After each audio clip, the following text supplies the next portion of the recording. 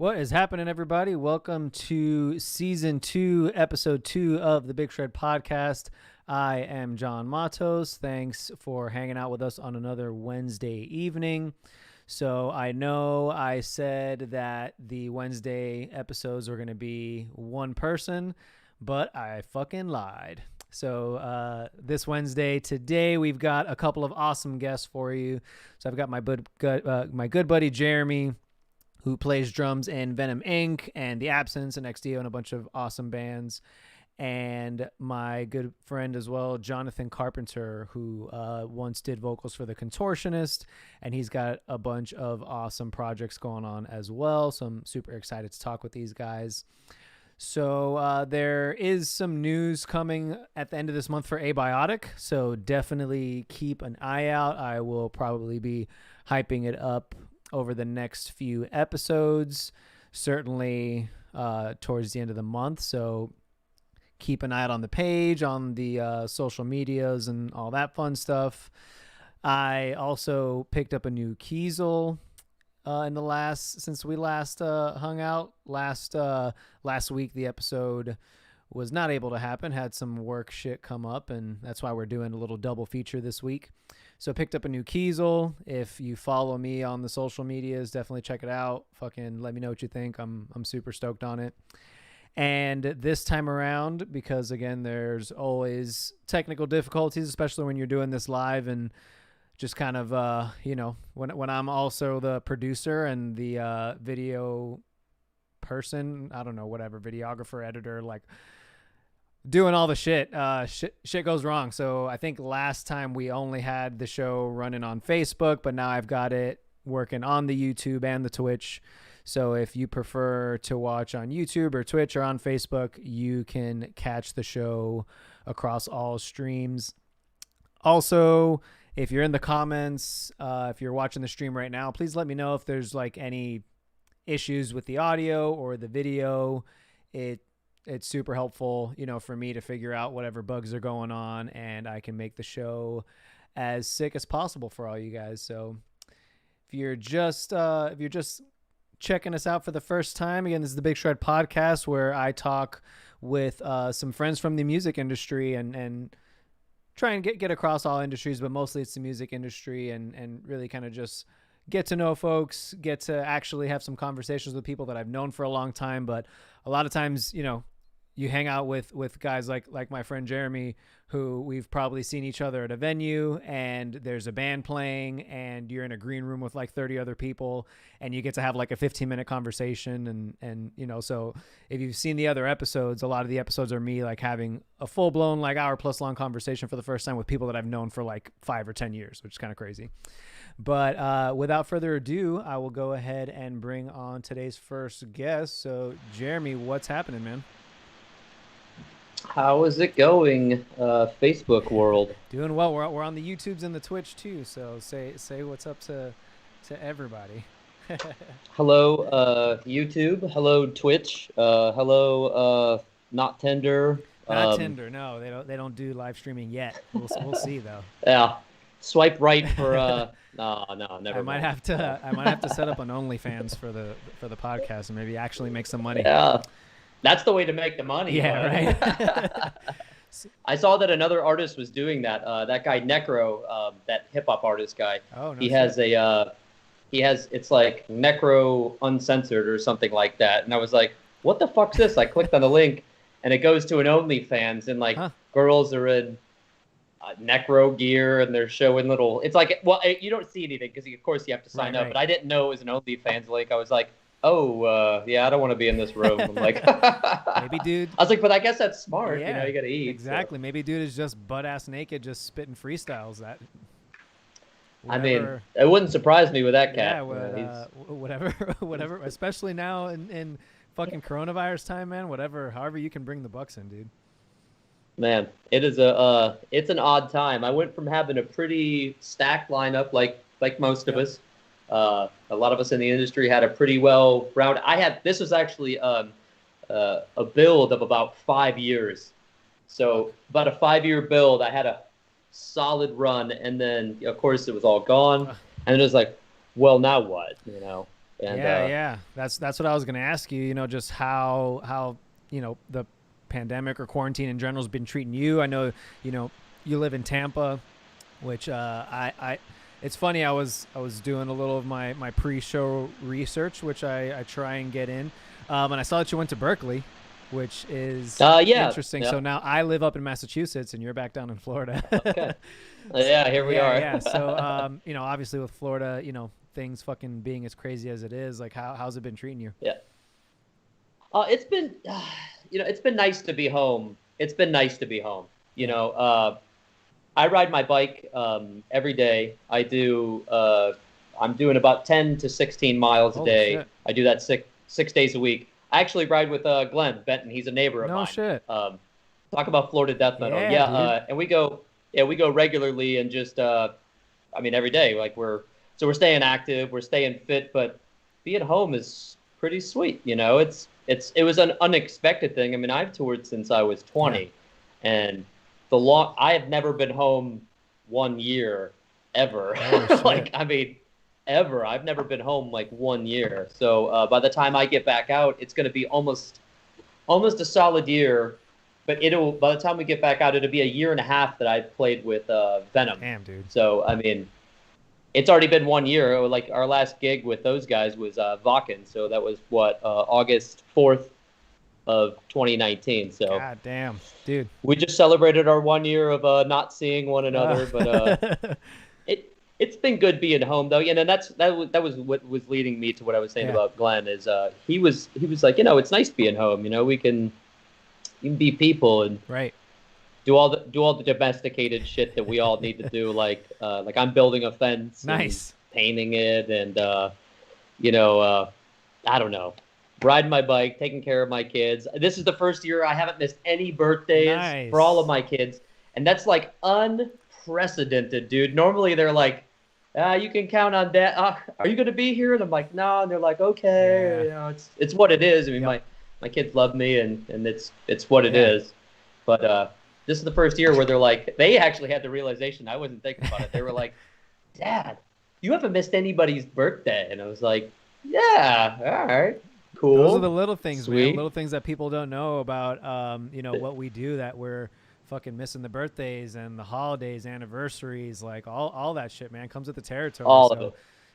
Gotta find some, some silver linings, and that's definitely one for sure that you get to, spend some extra time with the family. This was a total silver lining, total silver lining. And, I own a studio here that's fully functioning, and I record bands, I mix bands, I do all of, Taylor and I do our own stunts, basically.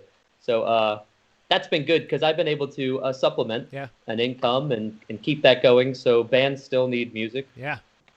The world still needs music. So I'm fortunate there, but man, my heart really goes out to some of my homies who are, flat ass stuck. Yeah, dude. I mean, like I have a buddy of mine, I'm not going to name any names, but we're talking, he's a career guitar tech, and he's a lifer, and he has so much money dumped into his guitar teching rig, and he's got a system, and he's very sought after, and, but he's like 58 or almost 60.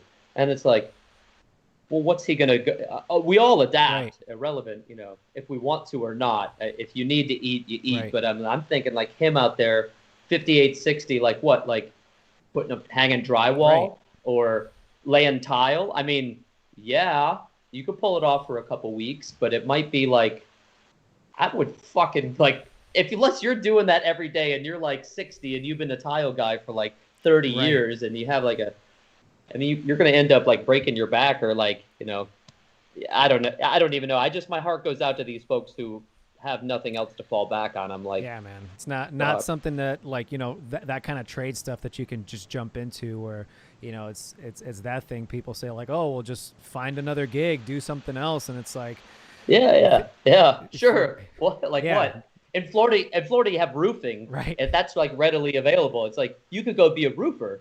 Sure, but then you're going from like not being on pitched roofs, and then you have to know what the hell you're doing. I mean, anybody could be like the gopher and go get the stuff and bring it up, but that's an arduous gig, and that's a bit of like a young man's gig for sure. Let alone some of these cats who are, like I said, like pushing 60, and then I mean, some of us are getting relief. I mean, there's, the government helps. It's a real pain in the ass to get that relief. Yep. But if you go through all the due diligence and all that stuff, you can get some help there. And I know that the Grammys Foundation was helping some musicians out, which was, they actually, I got a bit of that. That's so awesome. It was like, oh my God. It was like, oh, thank you, because thank you so much. Because the amount that I lost was substantial.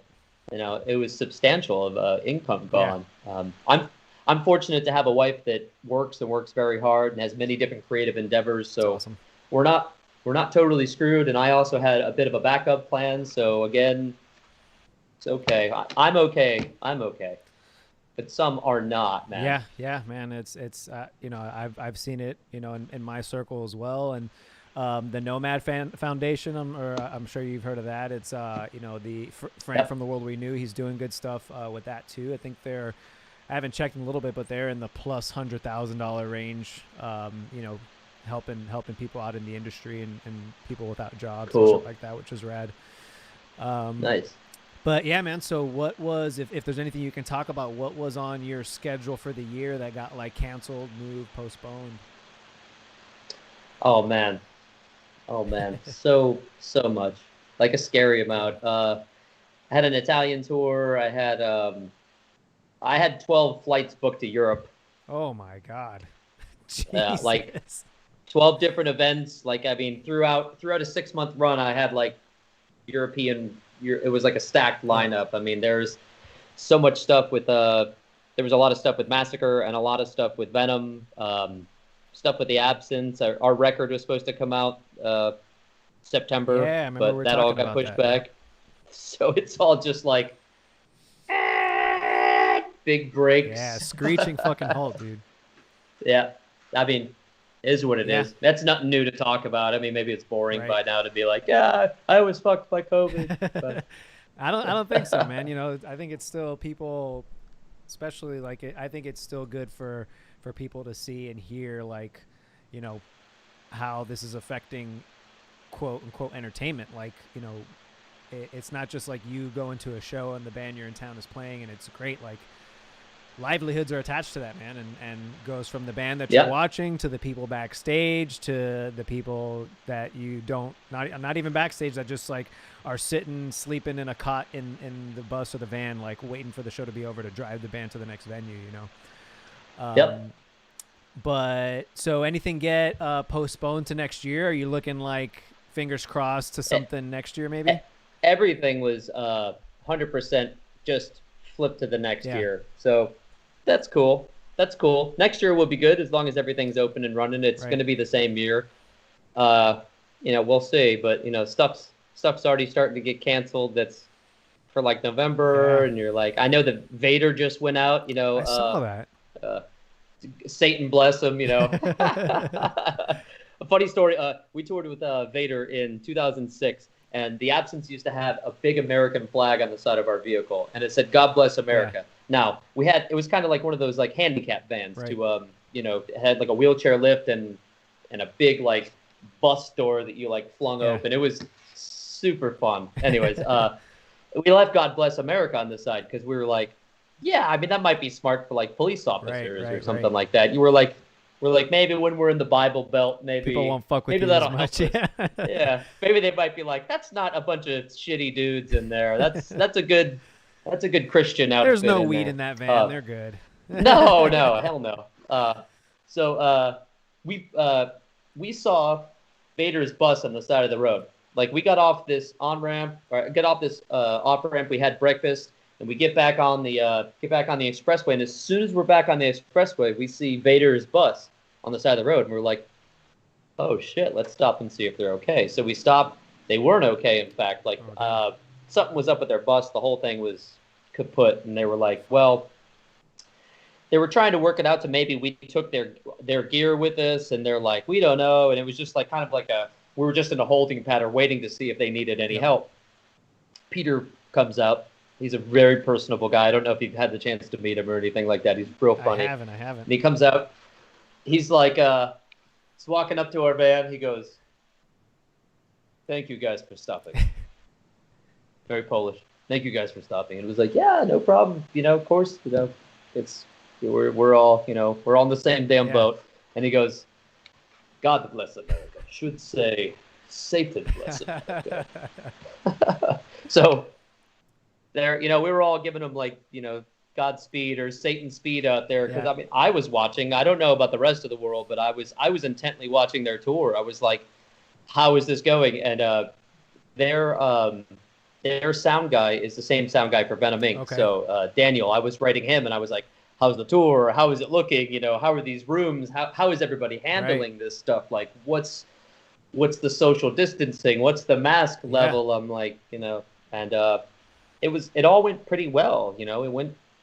The tour went well, and everything went okay. So there wasn't some big backlash of like Vader, COVID, nothing. We didn't read about it on Metal Sucks or something like that, which we would have. I didn't even read about the tour on Metal Sucks. Like I heard about it. I think I saw Travis from Cattle post something like, "Hey, I just saw Vader like finish the tour. Nobody was talking about it." So I was like, "Holy shit!" So I did a little bit of digging. I was like, "Wow, these guys like." They actually did a thing, and fucking nobody said anything about it. So, what were the turnouts like according to your front of house guy? They said they were good. I mean, it was minimal capacity, but like they said it was good, and the shows were good. So, maybe we're closer to being back than we're aware of. I think maybe Europe first is my assumption. Yeah, we're kind of interesting over here in our own planet called America. Yeah. That's that's what we're talking about in our camp is, if we're going to be doing something, we're looking at Europe first because, it seems those countries somewhat have their shit together and are looking a little bit better for what it's worth, and we'll just have to kind of see. Yeah, numbers wise. Right. And I wonder if there's like if people are spaced out, if like people are just not moshing. Is it kind of just like people are just moving around in their own spaces? It's got to be such a fucking weird thing. It's got to be a bit weird, It's got to be a bit weird. It's kind of strange, but I mean, I'm sure it would end up being, I'm sure it'll end up being cool, and I think everybody's ready to get back to some damn normalcy, like a sense of normalcy. Yep. I find myself saying regularly, I'm like, come on, I mean, like, I don't mind wearing the mask. Actually, I think that's killer that, like, if you go out to eat and everybody has masks on, I think that's wonderful. Like, especially like the servers, because I mean, that cuts down on like, I haven't been sick in, I don't know, since this whole crap started. I mean, I was sick the last time I went to Europe, and that was right before the pandemic. That was, January. I think I was there with Massacre, and I came home from that and was like tore up with some airplane funk, something, because that was pre everybody washing their hands every 3 seconds. So I mean, not being sick has been wonderful. It's been really great. Sweet, really I feel the same thing. Like everybody wearing masks now where I go. I'm knocking on wood, whatever. I'm not superstitious or anything really, but fucking I haven't been sick in a long time too. So I'm and I think it cuts down on the common cold too, because I mean everyone's aware about their hand, which is the first time for many Americans. It's their first time ever of being aware that their hands might be dirty. Yeah, right.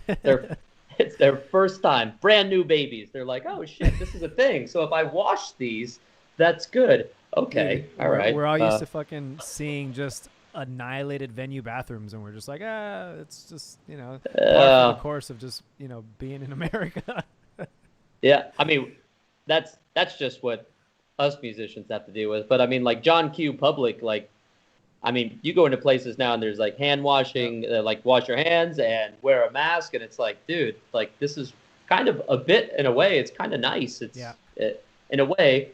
But, I'm ready for some normalcy, man. And just give me like a barbecue and hang out with my friends and not be worried if like I'm going to kill my grandparents or my, I'm saying like, and I'm speaking like for globally, like, I'm sure everyone's ready to just have like a normal life again, whatever the hell that means. Yeah. My mom used to say normal is just a setting on a washer machine. That's a really good one, actually.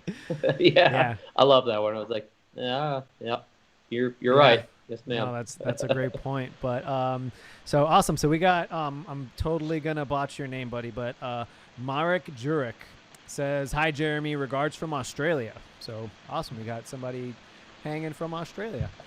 Heck yeah. Hi, buddy. So I know I listed a few bands, and I probably did a poor job of giving you a proper introduction. But so what bands are you currently playing with? Currently playing with Venomink, of course. Playing with The Absence, which both of those bands have new records coming out. I know that's going to be the topic of discussion for most bands for the next 6 to 8 months. I have another project with Taylor and this guy Raga Johansson called Rib Spreader, and we'll have a new record coming out.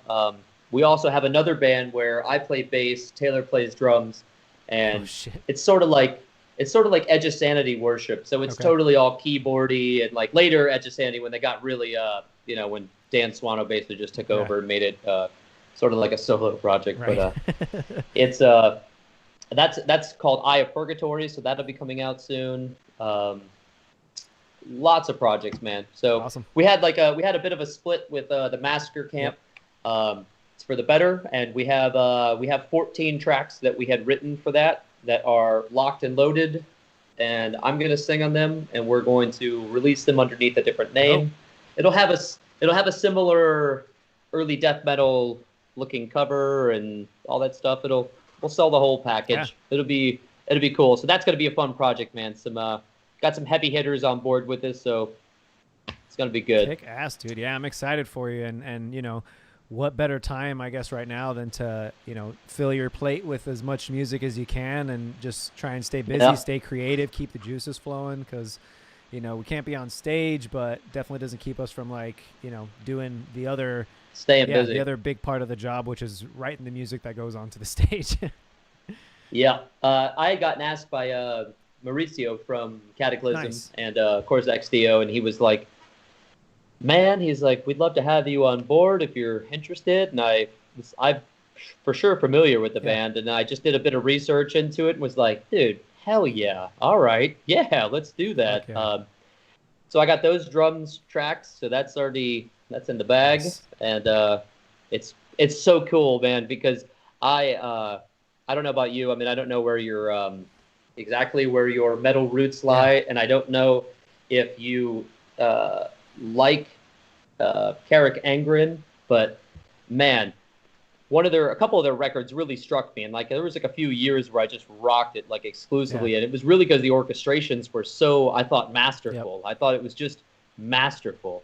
And that fellow who's in that band, Clemens, is also in XDO, so he has done all the orchestrations, and dude, it was such a treat to play drums to these huge. It was basically like a orchestra, a damn Gladiator soundtrack or some shit like that. Where I'm like, oh my god, Taylor was tracking me. He was engineering the record. I'm like, Taylor, I don't even have to do shit with my feet. I'm like, there's already some war drums going on. Sick. I could just keep a backbeat on this snare, and those things can be the boss. I was like, hell yeah.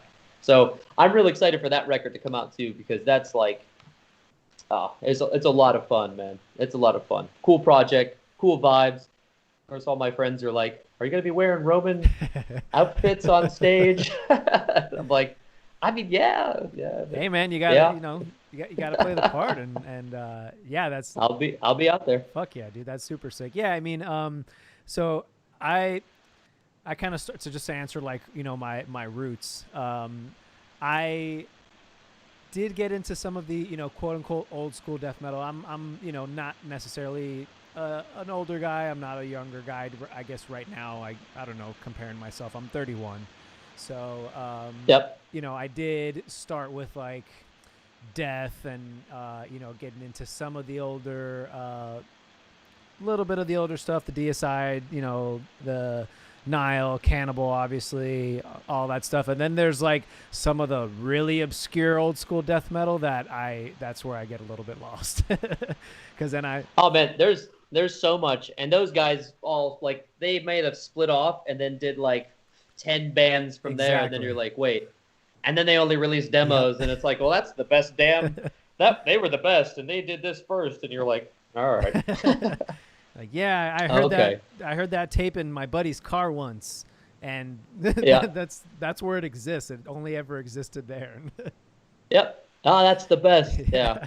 But that's cool, man. Hell yeah. I mean, Florida death metal is obviously like such a if you live here, it's a bit of like a key component to it all. You know, it's like I said, man, Glenn lives a few streets over. Steve lives down like in, he lives a little bit south from us, and you got Dave Vincent just moved over to Texas, but I mean everybody's here, the obituary guys. Yeah, exactly. It's pretty awesome, It's kind of hard to avoid like being like, yeah, you like the big four or like the big five, right. They're there. But yeah, that Carrick Angren stuff I thought was pretty magical, nice. Man. It was like, it has like such a cool vibe, and I love that dude's orchestration. So and then here we are. Now I get to work with him, and I feel super fortunate. That's fucking dope, man. I got to check that stuff out. So before I get into my next question, we've actually got a question from the studio audience.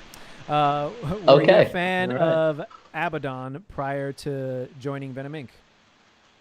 Oh, absolutely. I mean, that guy did some magic, and he's caught a lot of, I mean, I guess it's like warranted crap, because he didn't give a shit.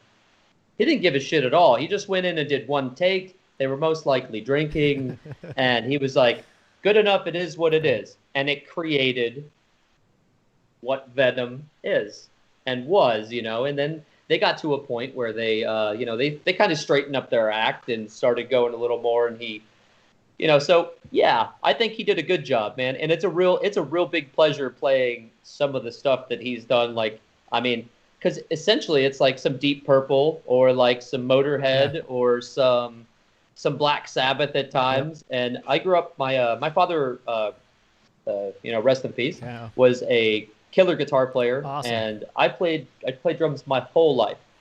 So I mean, we're talking since like 2 or 3 when I could first hold sticks. Shit. And by the time I was like 10 or 11, we were like already jamming for like hours, and I just played and played and played. And I'm telling you, man, I grew up on Grand Funk Railroad. I grew up on Pink Floyd. Nice. I grew up on Frank Zappa. I grew up on, and my dad was like an avid music listener. Yeah. It wasn't like it wasn't recreational. It was very much regularly. Yep. And the first time I jammed with Jeff from Mantis. First time I jammed with Mantis, I was like, oh my God. I'm like, I know these breaks. I'm like, I listened to the music, but it didn't click until I actually played it. And I'm like, oh, okay, so that's a this, and that's a big rock and roll crescendo, and this is a this, and it felt like jamming with my dad. And I even told him that. I was like, hey, Jeff, I don't want this to be weird, but he's like, oh, mate, that's so cool. I'm like, all right, sweet, good. Well received. He's such a lovely fella. I mean, both of those guys are in Venom.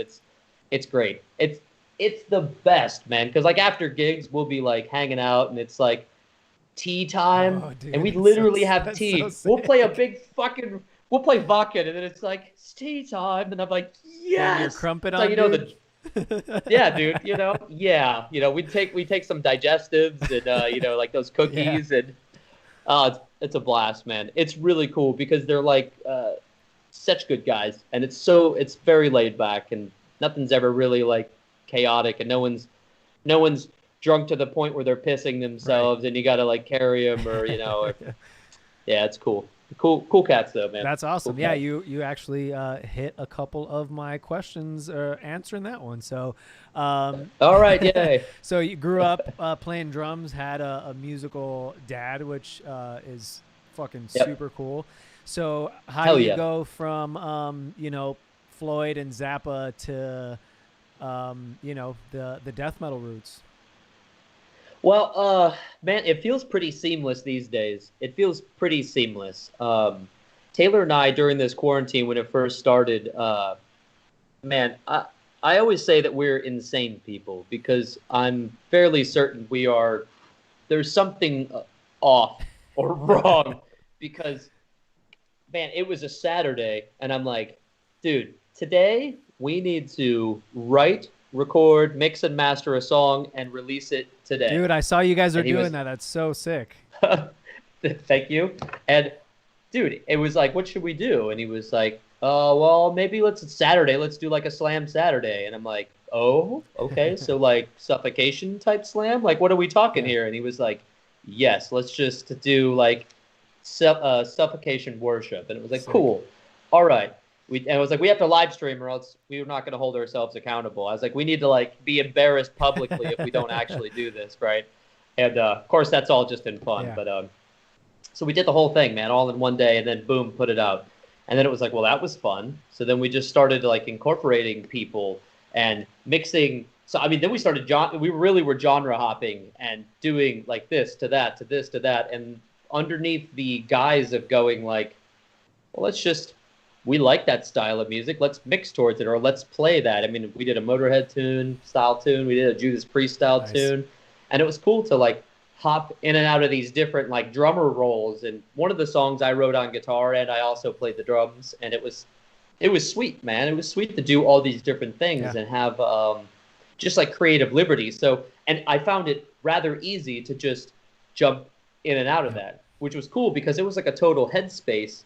Like we recorded the punk band, our punk band 4. Yeah, that was another. I didn't even talk about that. That's with Speezy from Creator and Brian. He's got a band called Old James that he sings for, which is a killer band.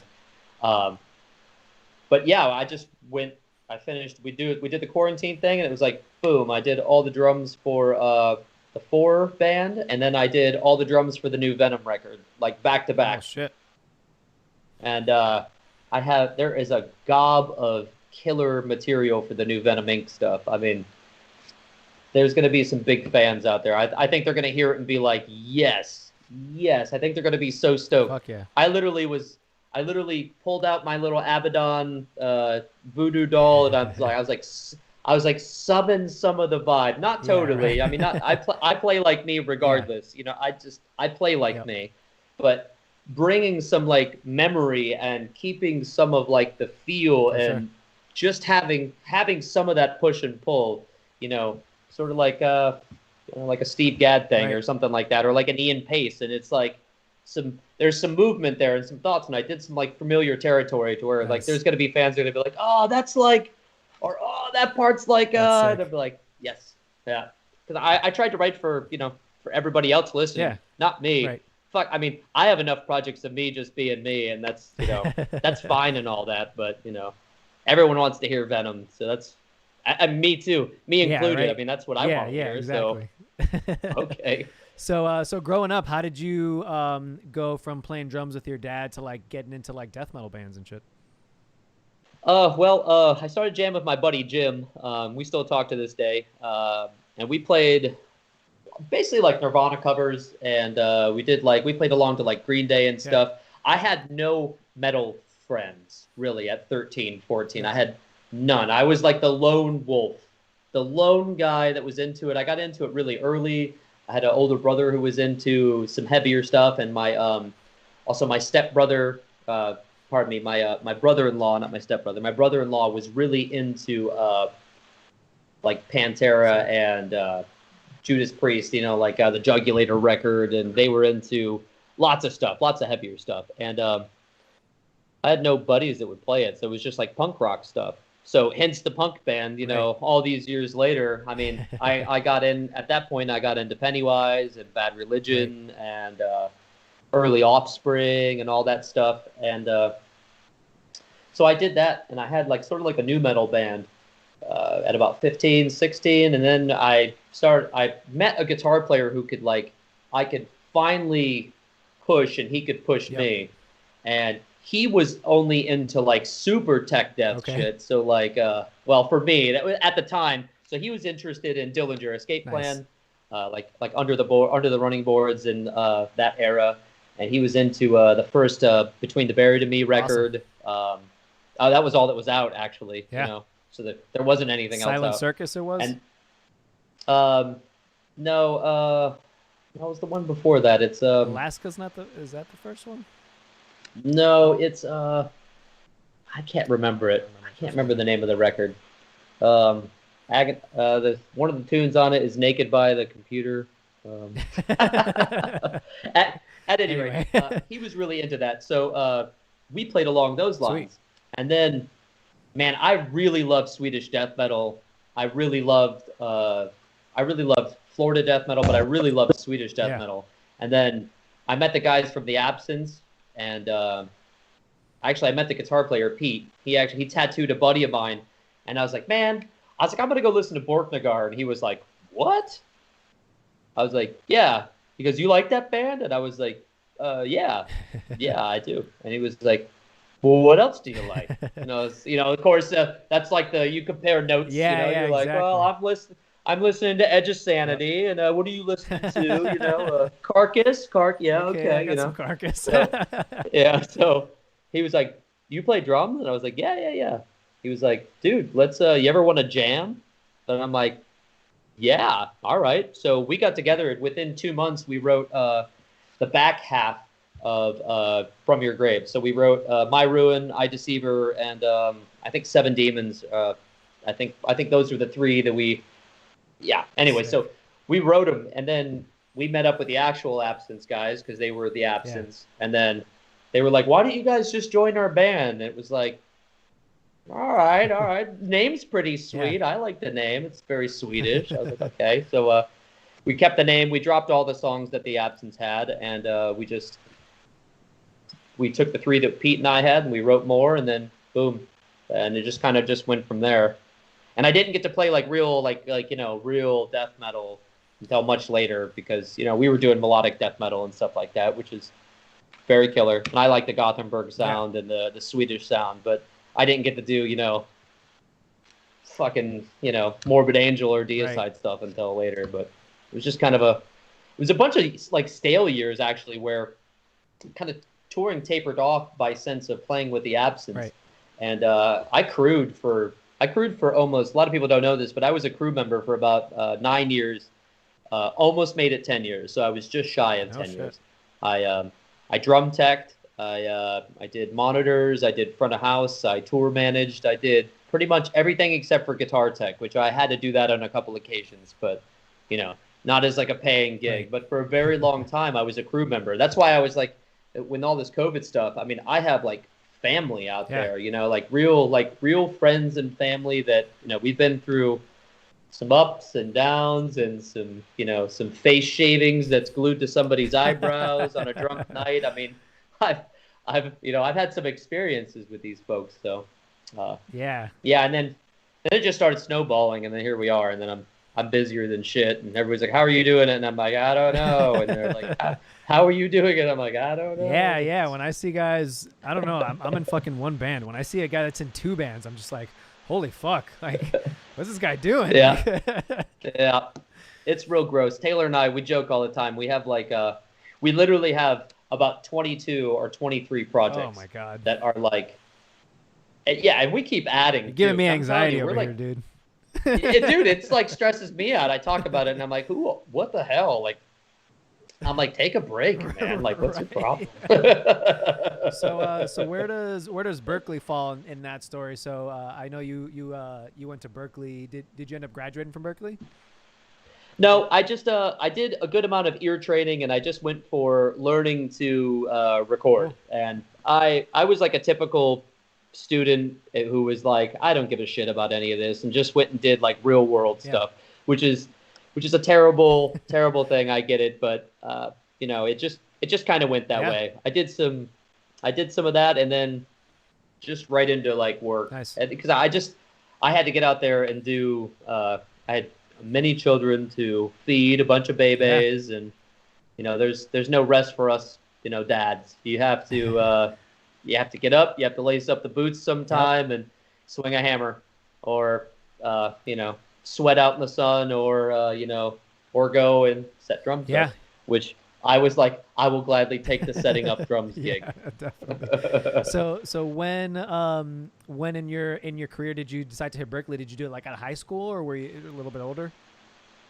Yeah, it was about 22, about 22 era. So about that age, and then it was around then. Yeah. So were you doing like some teching, and then you were like, I want to learn how to engineer in front of house, and is that what kind of like inspired you to go do that? Well, man, I tell you what, I did all of like the pre-production for Riders at the Plague. Oh, nice. Okay.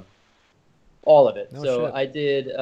It was super budget and lo-fi, and I mean I was using GarageBand, and I would like hang mics here, I've and been there, like dude. I've been there. yeah, I made it work, Yeah. you know, and then we flew Jonas over for riders to track us, and that was awesome because this experience for me like blew my mind. It was like, okay, we have a Swedish guy. He's on a plane. He's coming here. Who is he staying with? And we're all like pointing fingers. We're seriously like first timers. We're like, I hadn't considered he has to live somewhere, right? What about food? Yeah. What do we feed it? You know? He goes and just ends up staying with me. And it was like, I have an extra room for my daughter and it's all good. I was like, I'll take on the Swede and whatever. We end up having a blast, man. Instant best friends, like instantly best friends. And Jonas was killer, man. And I just sat like a bird on his shoulder and just watched him work and was floored. I had no idea how any of that stuff happened. I was like, oh, okay, so that's that, or that's this, or that's this, you know. I was like, okay. And then I had, of course, 2 million questions for the poor guy who was literally just trying to edit some drums or edit some guitars or, dude, give me a break. You know, what? Yeah. No, he was lovely. And so we started a friendship then. And then he flew back home after being with us for 3 weeks. And then about 4 or 5 months later, 6 months later, I went and visited him in Sweden. And I stayed with him for about a month. And he has a split studio with Peter Tadkern from Hypocrisy and Pain, and now Lindemann. And so I got to like hang with Pete, and that was actually my first teching gig because Jonas was like, Hypocrisy is doing a tour with Scar Symmetry in the States. He's like, can you drum tech for the tour? And I'm like, yeah, I've never drum tech though. And he was like, well, can you set your drums up? And I'm like, yeah, of course. And he goes, you have the job. I'm like, yeah, but I was like, that's Horde playing drums. I'm like, oh my God, that's Horde from Immortal. I'm like, oh my God. I was like, I was so starstruck, dude. I mean, let's be honest. Let's just call it what it is. I was like, all right, man, you know, and whatever. So we got out there day one. Day one, Horde pulls out this meter stick. It's a wooden meter stick that had to have been his grandfather's because it was like warm. And he beats you with it. And he, yeah, right. I mean, I was like, I'm gonna get hit. He measures the height of his snare. He measures the height of this. He measures the height of this. We had a brand new drum set. I mean, we're talking Pearl sent him a brand new Pearl Masters that had screws. All the tension rods had to be put on. I mean, it was like a brand new kit. So full build. We built the whole thing, got it all set up, and he goes, measures it. Day 2, he measures it again. Day 3, he puts the meter stick away, and we just became friends. So at that point, I was a drum tech. I made it, you know. And the whole while I was doing that with Karun, with Jonas, we were talking about recording, and then he came and stayed with me for a month, and then I built a studio, and then in between all that madness, I was like, schooling is a good idea, you know. And I tried to cram it all in, and it just became overwhelming, and I had to be like, what are we doing? You know, I got some good formidable training, but I didn't have quite as much as I'd love to have. But you know, what do you do? You know? Sounds like you got the best of both worlds, where you got a little bit of the Berkeley training, and then you got like, you know, the real world shit, which is a lot of times, from what I've seen too, like I've seen some great front of house guys that like became great front of house guys because they didn't have a whole lot of experience. They had the confidence and they had the drive to just say, hey, put me behind this thing and I will learn. If you guys are willing to learn with me and you guys are willing to help me get there, let's fucking do this. And those are the guys that I've found, you know, arguably sometimes are, you know, better than the guys who studied it for 4 years and then just don't have that real world experience, and they're expecting to land a gig with a big band, and you still got to start from proving yourself, you know? Yep. And I've always been like a total just run headlong right into it. Whatever it is. And if I can't figure it out, then damn it anyways. I gave it a shot, and I ran at it 100 miles an hour. And a lot of it stuck. A lot of it came off, but I mean, a lot of it stuck. And I made it work. Anybody can make it work. You just gotta do it, man. You just gotta get out there. I mean, that's the best medicine, is just being it or doing it. Yeah, absolutely. So when in all of this craziness did you become a father? Because you got to throw that in there too. Yeah. That started actually. We were pregnant when I was 16, and I was 17 for 1 month, and I had my oldest daughter, Kayla, and she turns 21 this November. So next month, she's like a full functioning adult, so congratulations. You did your job well, it sounds like. Thank you, sir. Yep. I mean, you got bumps and scrapes and some, we got a bunch of smiles, but we're here, so that was the first one. And then the next one was a few years later, and then so on and so forth. So how was that? And how have you like, for dads to be like myself, and for guys possibly in the same shoes, like how did you balance your music career, your career on the tech side of things, engineering? Like how did you balance all that? Or I'm sure it's still a balancing act for you. It's still a balancing act. Again, same thing. If you want it, you do it, and you make it work. Currently, I am in a really great position. My wife is an amazing partner. Awesome. She's an amazing partner. She is so supportive and a lovely mother, and she's great. She's really great. So when I'm gone, we're FaceTime and we're talking all the time. I'm involved in everything that's going on in the house. It's not like I've really left, right, because we have FaceTime and we have things like we're doing right now, like a digital hangout. Yep. So that's all possible and there thanks to technology. Maybe my ex, maybe not so much. Maybe it wasn't so great, but I made it through anyways with some flying colors. Again, some scrapes and bumps, but you just do it, man. You just make it work. You just make it work. And kids are resilient. I mean, I'm sure they wish that their dad was always home, but look at Eddie Van Halen. Right. He wasn't always home. And then later on, he got to play music with his son and share stages, and they got to live that life. So, I mean, Peter Tägtgren's the same way. Like, his son now plays drums in his Euro dance metal band called Pain. So his son's the drummer. His son is so kick-ass at drums, man. I first met Sebastian. He was 12 or 11, maybe. He was real young. He was just a little guy, and I think he's like 20, maybe 21 now, something like that. And he's a fucking animal, Dad. I'm an animal dude. Him and his dad get to jam together, and it's like so cool. That's cool as fuck. It all comes full circle. I mean, I guess it could be viewed that us as parents are being selfish if we go out and create music. Right. But then, my mom always used to say, she was like, creating music is it's a pretty selfless gig, right. And she argued with my ex-wife's parents, and because they were like, what are you going to do for real work? And my mom is like, well, she was really, I mean, you didn't fuck with like her own, because she was like, she'd pull a damn shoe off and yell at you. But she was like, what do you think about Mozart? And then, and so her dad was like, my ex's dad was like, well, I love Mozart because he's a classical fan.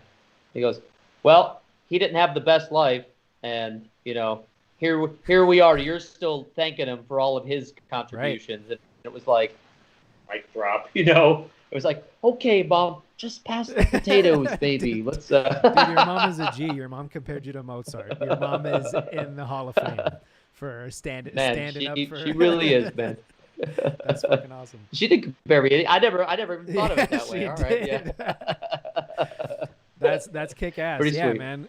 Because that's a big challenge for us doing what we do in like the niche genres of any death metal, any there are bands that are doing it well and making a living, and but the circle is relatively small, and I'm sure you've been in that situation where you've seen other people's parents, families, whatever, like, hey, no support. no Yeah. support, like When you none, gonna stop fucking around? non-existent. Yeah. I mean, Pat, the ex-guitar player for the Absence, his mom and dad were like never there, never supportive. And he actually thanked, if you look at our liner notes, he thanked my parents. He calls them Mom and Dad Kling, and he was like, because my parents were super supportive, like always. I was really fortunate. Awesome. I was truly, I don't know if blessed is the word, but I mean, I was that. I was blessed. I was fortunate. I was lucky to have folks that were like, do it. I mean, have a plan, son, but do it. Whatever it is you're going to do, whatever it is. And, you know, they used to, lots of people used to gravitate towards my parents because they were like actually parents to them. And they'd be like, you know, my parents were the typical band parents that like bought everything and, you know, supplied cookouts. And, you know, we'd come over for rehearsal and my dad would have made like, you know, chicken wings or some shit. And it was like, I was like, yes. How do you know what I like? That's so sick. That's so sick. It was cool, you know. So to have that support is great because a lot of people, I know a lot of people that was like, cut your fucking hair, get yourself a job, shave whatever that garbage is that you think is a mustache, shave that off, and go work at True Green, buddy. Get on the fucking get to work, you know, move it, you know. I got a buddy of mine who's a plumber. I got a buddy of mine who's you know, he's successful, but I mean, they went and made real careers out of it, which is killer. I'm over here like, I still play drums. Hey man, but to your point, like, you know, when we were talking about with kids and everything, like, you know, your kids are at the function and they're like, where's dad? Like, oh, you know, he's in Europe. He's, you know, shredding the drums. Oh yeah. You know. Oh yeah. They ham it up, man. It's some of them really funny. Like they're a trip. They trip me out. They'll be like, somebody will say something like in school and they'll talk about music and they're like, well, my dad, blah, blah, blah, blah. And I'm like, all right. They're like, my oldest used to be like, my band teacher plays drums. You have to come in and play drums better than him. And I'm like, wow. I'm like, hey, stop getting me into street fights over here. I'm like, dang, man. It's different, like, my dad will beat up your dad. It's like my dad will, like, out-shred your dad. Yeah, which is pretty funny. I'm like, well, I'm honored, but yeah, the kids are cool. We have a map that my wife got me that has all the countries and all that stuff. So we got pins in it, so they know where the world is dad. They know where I'm at, where I've been, where I'm going. You know, and then we'll. I'd like to talk about, because this helps me learn. We'll talk about geography, or layouts of wherever I'm going, or like what's happening around like the areas that I'm in. So it really is a family affair. That's what I'm saying. It's like, it's expected. It's what it is. And then that's why I'm saying everybody was like freaked out that I was here for everybody's birthday. They're like, wow, this is the first time ever that you experienced everybody's birthday. I was like, it was great. It was a lot of cake, and I like that. That's awesome. I'm sure they got to, you know, they appreciated experiencing the time with their pops. Oh yeah. That's a silver lining for 2020 for me, family time.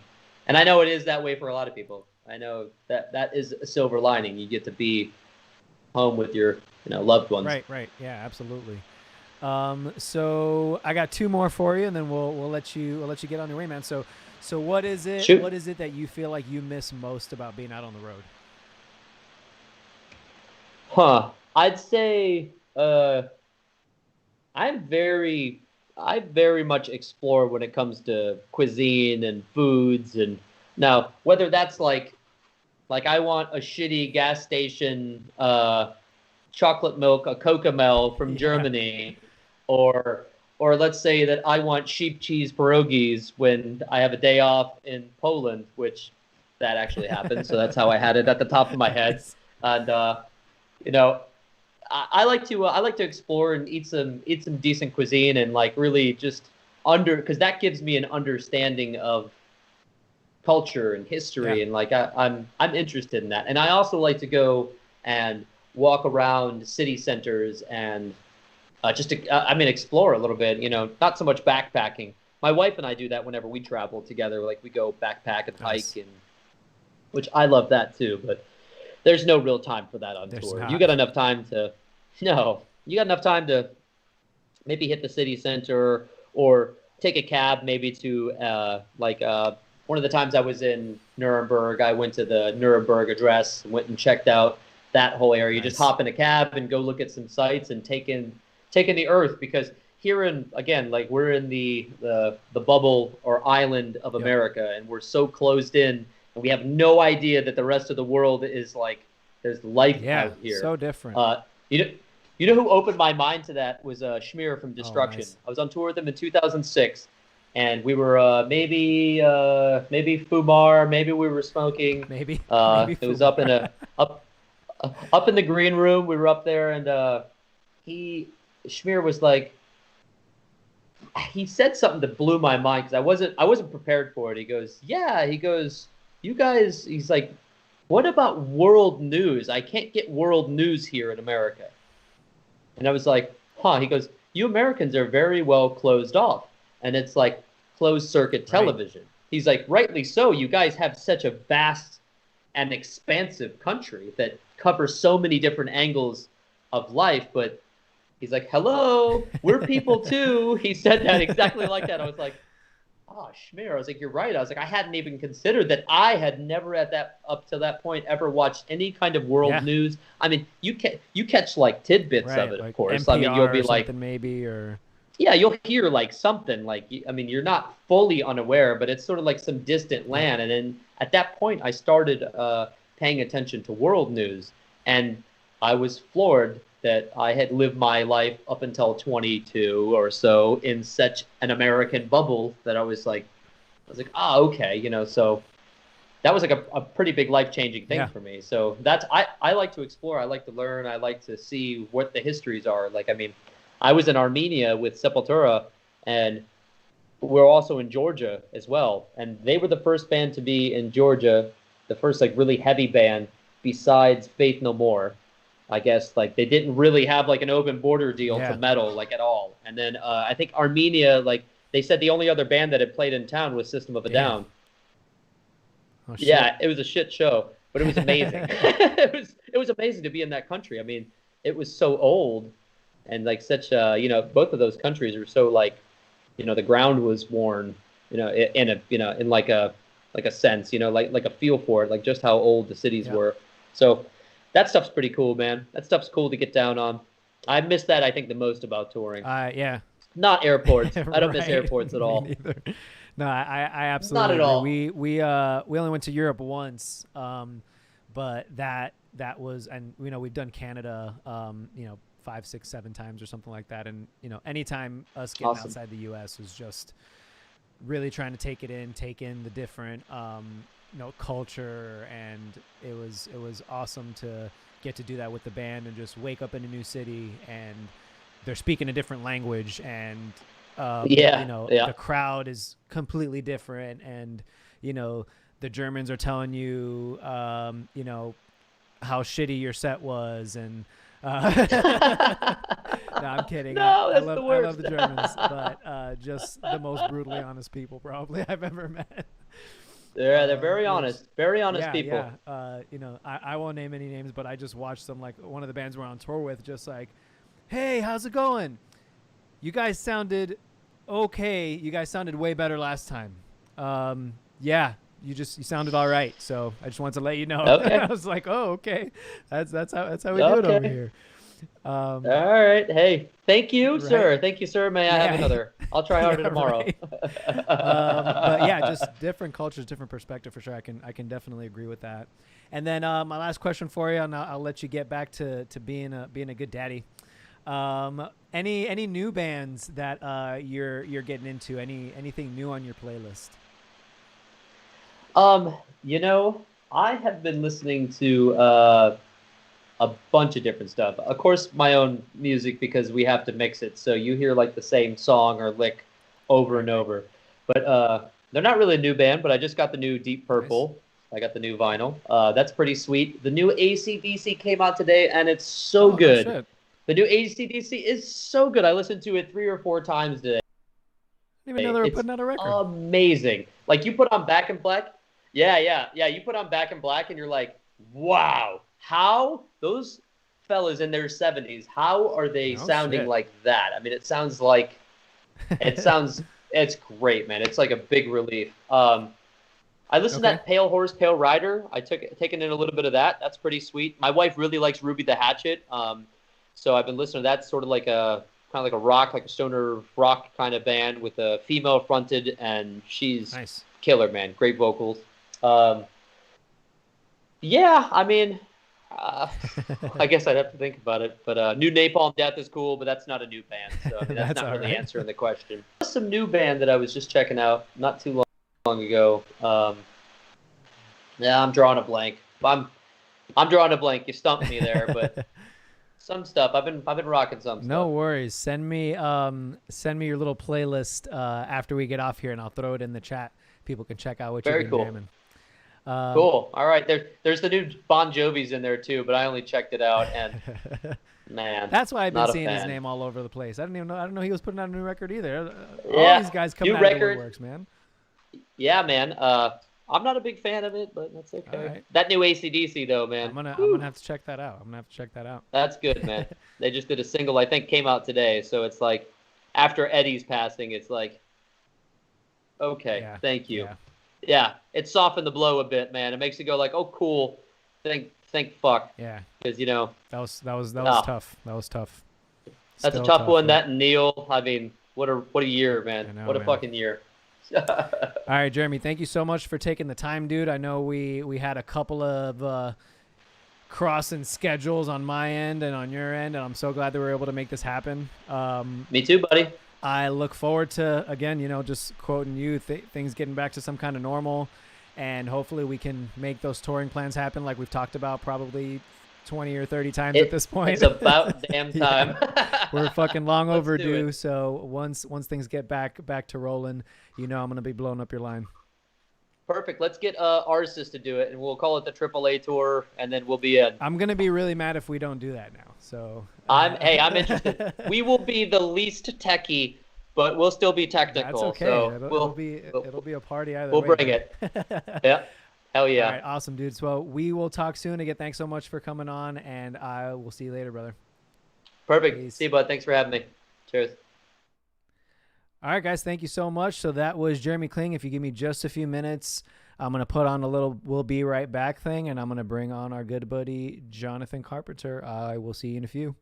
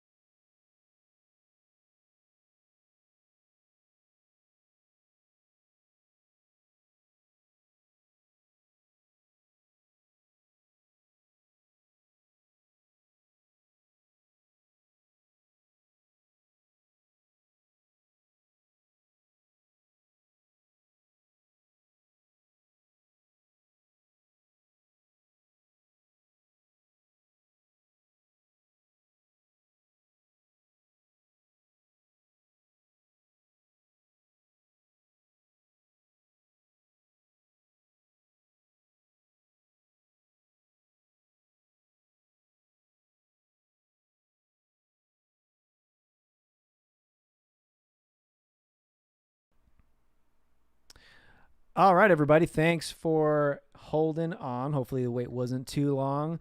So give me just a few seconds here while I bring on our second guest for the evening, which if everything, I'm going to press one button, and if it works well, I'm going to be stoked. And if not, you're just going to have to give me a 1 minute while I set it up. My good buddy, Jonathan Carpenter, and it is not working, of course. So give me just a second, guys. So you're seeing a little of the back end fun stuff that goes along with doing this. So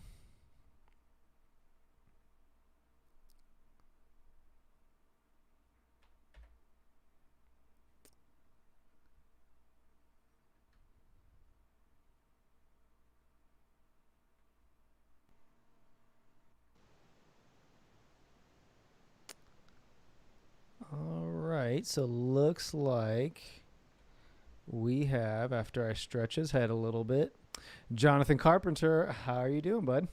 Hey, doing great, man. How about yourself? Good, thanks. And thanks again for everybody being patient while I got everything nice and set up and making it look all professional, even though you saw it not look professional for a minute.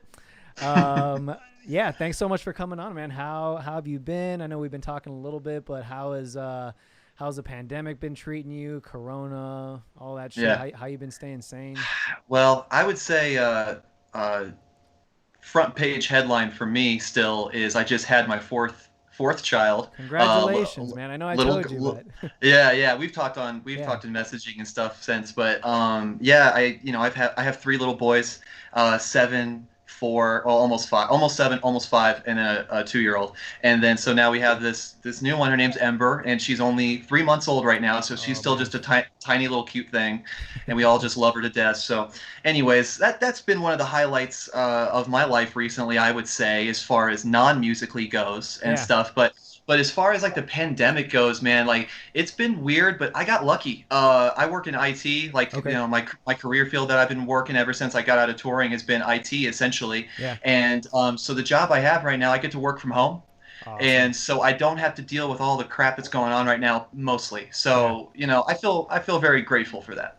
Yeah, dude, that's super lucky. I know some other dudes in IT as well, and it's one of those fields that has blown up since the pandemic, because now everything is relying so much more heavily Oh yeah. on technology, software, fucking the cloud backups. I know places that were like they had all physical backups that they needed to move into a cloud and like all that shit. So I'm sure you've had your fair share of it. Yes. Well, what my position is, like what my company does, is exactly that. We do enterprise level support for Exchange. I do Exchange. Yeah. So basically, all of these enterprise level companies, some of them are kind of small, but some of them are quite large. And so you'll have administrators reach out to you to fix a mail flow issue or whatever. So, anyways, that's the dorky details there of what my job is. And but other than that, though, man, I've actually found it sort of weirdly helpful for me in some ways that things got locked down, because my life wasn't that weird or crazy to begin with. Like I didn't go out, to Yeah. be honest with you. Right. And so the fact that everything got locked down and changed so much for the world, things didn't change all that much for me. And now it did change for some stuff with my family. We don't really go out to eat anymore. We used to Right. love going out to eat with the boys. That just doesn't happen. Yeah. We literally haven't done it since. And so, I miss things like that. I miss going out to eat. I miss that For sure. freedom of that. But other than that, I would say that, considering someone who has had their life knee deep in music and the tour, the live show industry Yeah. and all these things, everything is hinging on this. I have to say I don't have as much to complain about as some people do right now. So I'll take what I can get. Yeah, fortunate, man. I'm sure you and I both, have a lot of friends in the same circle that are. I was just talking with Jeramie about it. That have been hit by this and hit hard, and it's tough to see people put in years, a lot of cases, decades of work, and now it's kind of just come to a halt. And there's some help coming from the government and some agencies and things like that, but there's not a whole lot in the way of that. And so young guys like us trying to kind of maneuver, pivot, see what else we can do, and just really feeling for lifers, guys who've been doing it for 20-30 years. You got 60-year-old guitar techs. Like, what's a 60-year-old guitar tech going to do right now? You know what I mean? Yes. Absolutely, yeah. Especially crew members. Yeah. Yeah, I mean, obviously musicians have a big problem right now, and they have a lot of challenges to overcome. But that, the guitar tech that's that's getting paid however many, he's getting paid a good living a week, sure. And doing just fine. There's challenges to be had for sure, but he's doing just fine. All of a sudden, it's all taken away. He can't go on in live stream and have his fan, Right. he has to have fans to He's not selling merch, to talk to. Yeah. So there's just really not anything for someone like that to fall back on, and so that really sucks, man. It's so sad. And I have someone very close to me actually that's been affected deeply by this. Someone who was had a nice little career going, making good money, and working for a big band, and just like that, it's just gone like that. And so, I think there's going to be some things that can replace certain elements, but not the money. I mean, you just can't replace that much income and that much attention that you're generating for a band just from a live show. So as much as I applaud any band that's trying that right now and doing live performances or anything like that, we should be exploring that and doing that. But it is just a gap that cannot be filled until there's at least a halfway point that we can reach where we can say, okay, shows are back on, but it's this, it's this, this is a new way of doing things. I know there's been talks, but I just don't see how you get a sizable group in a big venue with a bar and everyone's going to be acting the right way. Everyone's going to be responsible. Right. I just don't see that. Yeah, let's get our usual guys who after their set, I'm sure you recall, who after the set are like their noses are just about touching your cheek as they ask you a question about like what song you're going to play and you already played, or like things like that. So, or you're at the horribly placed merch booth where you're like in front of the mains and someone's just going, "Hey, you are awesome!" and you're literally just having to scream back to be heard. Exactly. And then your voice gets sore at the end of the night. You're like, "That was stupid. That was stupid." That guy's gonna wear a mask and he's gonna stand away, and it's tough. It's tough, but I think I was just telling Jeramie this as well, that I think Europe is probably going to be the first place to kind of open. Maybe, I don't know if Europe, maybe if I'm generalizing too much, but some of the countries that like kind of have their shit together over there, where we've seen like a real big decline in the numbers and everything. That's really where I'm hearing, our camp, a lot of the camps, looking towards like Europe first, because we're just not handling this thing well, man. Yeah, I agree. So yeah, you said, I mean, not to dive into details or anything, of course, but you said that you heard something. So you're saying that if you're listening to people talking about what's coming up in is it 2021 still at this point? What quarter of the year are you thinking it might start to pick up? That's what I'm hearing. Even in Europe. Some camps are optimistic and saying Q1, maybe end of Q1. Other camps are, Q3, people are still, and I'm sure you've seen ad mats for like the summer festivals, which, the summer festivals are all booked up, and but you're already starting to see rescheduling and cancellations for that and stuff like that. So I think honestly, people are just like booking and wishful thinking, like hopefully if we book it and things work out, we'll have a tour, and then if not, we'll deal with the fallout of having to refund people for pre-sales and all that shit. Yeah. That's what I've been seeing mostly. But apparently, I just found out a few days ago that Vader did a tour in Europe, and it was limited capacity venues, and they did a whole tour, and like there hasn't been, I don't know when it ended, but there hasn't been like a news article of like Vader causes corona cases all over Europe. So. Yeah, I can't imagine the how painful that would be to go through if that happened. If you were to be attributed to that, Seriously. the what. Now, granted, though, that has happened in other genres, and it's not only have what is Trapped it? Or something. It's a country. Well, Trapped, yes. I was going to try to avoid that one, but it was a country band, or maybe it was. I know that's not country. It's Smash there Mouth. It goes. Yep. Yeah. I saw an article that said Smash Mouth was doing a big concert, and I mean, I don't remember how many, but it's probably a few thousand or something. And it definitely wasn't limited. And sure enough, there were articles that came out a week later. There are infected from that and stuff. So.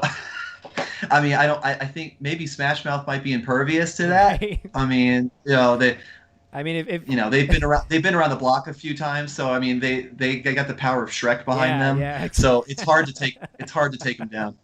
Yeah, I was gonna say, you know, the folks I think that are supporting Smash Mouth even prior to the pandemic. Are the people I wonder what that demographic is. Those are people I'd expect at a show right now. Yes. I don't know for what it's worth. Yeah, what's that? I'm not sure exactly what the overlap is in demographics, but it's got to be somewhere pretty big where, you know, like Trump type supporter and guys stuff. who listen to Smash Yeah, Mouth, yep. I think you're right, but yeah, and the Trapped thing. Incidentally enough, it's not like we're seeing like super bands that are known for their like intelligence and their wit are going out and doing this. You know, it seems to be a certain type of band that's willing to go out. But hey, man, I mean, if they can take on that type of risk, but for the rest of us, we're just trying to get this thing over with and stuff. So yeah, it's silly, it's frustrating. To a certain degree, I don't know about you, but I have noticed that things have evened out a little bit on social media, where it's starting to be a little bit more enjoyable to be on it again. Now that things have calmed down a little bit with all the, well, not only just the pandemic, but with the racial stuff as well, with what happened with, you know, George Floyd and all that, and the subsequent deaths that have happened since then, and how it keeps kind of relighting the flame, and it keeps kind of, you know, people get mad in this city, and then they attack this city. You know, we're dealing with all these different states and the different times in which they witness their injustice and then their reaction. So it's just, you know, that even though that has tapered out some, I have noticed that, and I'm glad, and this is my own little selfish you know, me admitting this, that I had to take a break from Facebook for a minute there because of all the stuff going on, because all my feed was super opinionated people just screaming about one side or another. You know, not really much discussion, not really much like, hey, I really want to know what the story happened here. It was just all about, if you're this, if you think this, you're that. Yeah. You're just as bad as that. It's just all this, you know, people set up a premise and then hit you with a meme that like makes their premise, but in the end there's really no productivity, there's nothing that got accomplished. All they've done is just scream out loud and say, if you don't agree with me, I'll unfriend you. You know, or some crap like that. And so I just, as much as I am interested in politics, and I am interested because it's interesting sometimes how this all plays out and stuff. It's fun to watch, but at the same time, it just gets so exhausting and just mentally. I almost feel like this little mini depression sometimes after I go through a feed at a certain time, and especially when it's tied to the fact that I'm trying to get entertained. You know, in that moment, I'm you know, feeding the addiction. I'm just you know, looking down, oh, nothing funny, nothing cool. Okay. And then you're feeding that same void of not being entertained with people being super not even mean, but just impassioned. Let's call it that way. Sometimes people are mean and sarcastic and just being douches, but some people are impassioned. But either way, there's just this really uncomfortable tension that can be there. And as someone who doesn't really get to have a whole lot of say in matters like that, especially race stuff, as someone like myself who is not looked to, generally speaking, for opinions, you know, it's just not a very fun place to go out there and put my opinion out there and stuff. Even if I'm trying to be really objective and stuff, and not even be divisive and stuff. And so yeah, like I said though, I've noticed this funny little thing that slowly but surely social media returns back to its default, which is, you know, cat dog pictures, memes, dank memes, abstract memes, surreal memes, you know, just all the stuff that I like to follow and like to enjoy and stuff is kind of coming back a little bit, and people are kind of tamping back their political opinions a little bit, and I think it's very telling of how it goes. People are very reactive, and they're very much reactive to what they are being fed. So, hey, here's this article. This is really going to make you mad.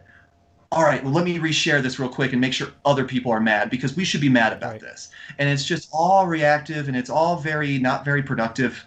And I actually shared a TED Talk earlier on Facebook, and it was talking about this exact thing. How it's just all about being an opinion. It's like a really, really satisfying instant opinion machine that we have going on here, but there's not much discussion, there's not much productivity, there's not much actually, hey, I'm going to say something and then I'm going to let you have a rebuttal, and then we're going to decide whether or not you and I are actually speaking right now, as opposed to, this is what I'm saying, if you dare take the other side right now, you're gone. I'm either going to start going off on you or I'm going to delete you if you're on the other side of this. And it creates this really, really tense, like hostile environment of discussion where you're either in or you're out, you're on my team or you're not, and it just all really sucks. I hate it so much, and as much as I do enjoy watching politics, I hate engaging with it, especially at that level where it just becomes people trying to get the best of each other. I'm going to try to make you look. You're going to look stupid right now. I'm going to do that. I'm going to make sure that you seem like a bad person. Right. And I took a break from it for a while there. So yeah, it's crazy. Yeah. It's a tough one, and that's it's a tough one to unpack because, there are certain things that certainly, like, hey, this is, like you said, like objective news. This is a thing that happened.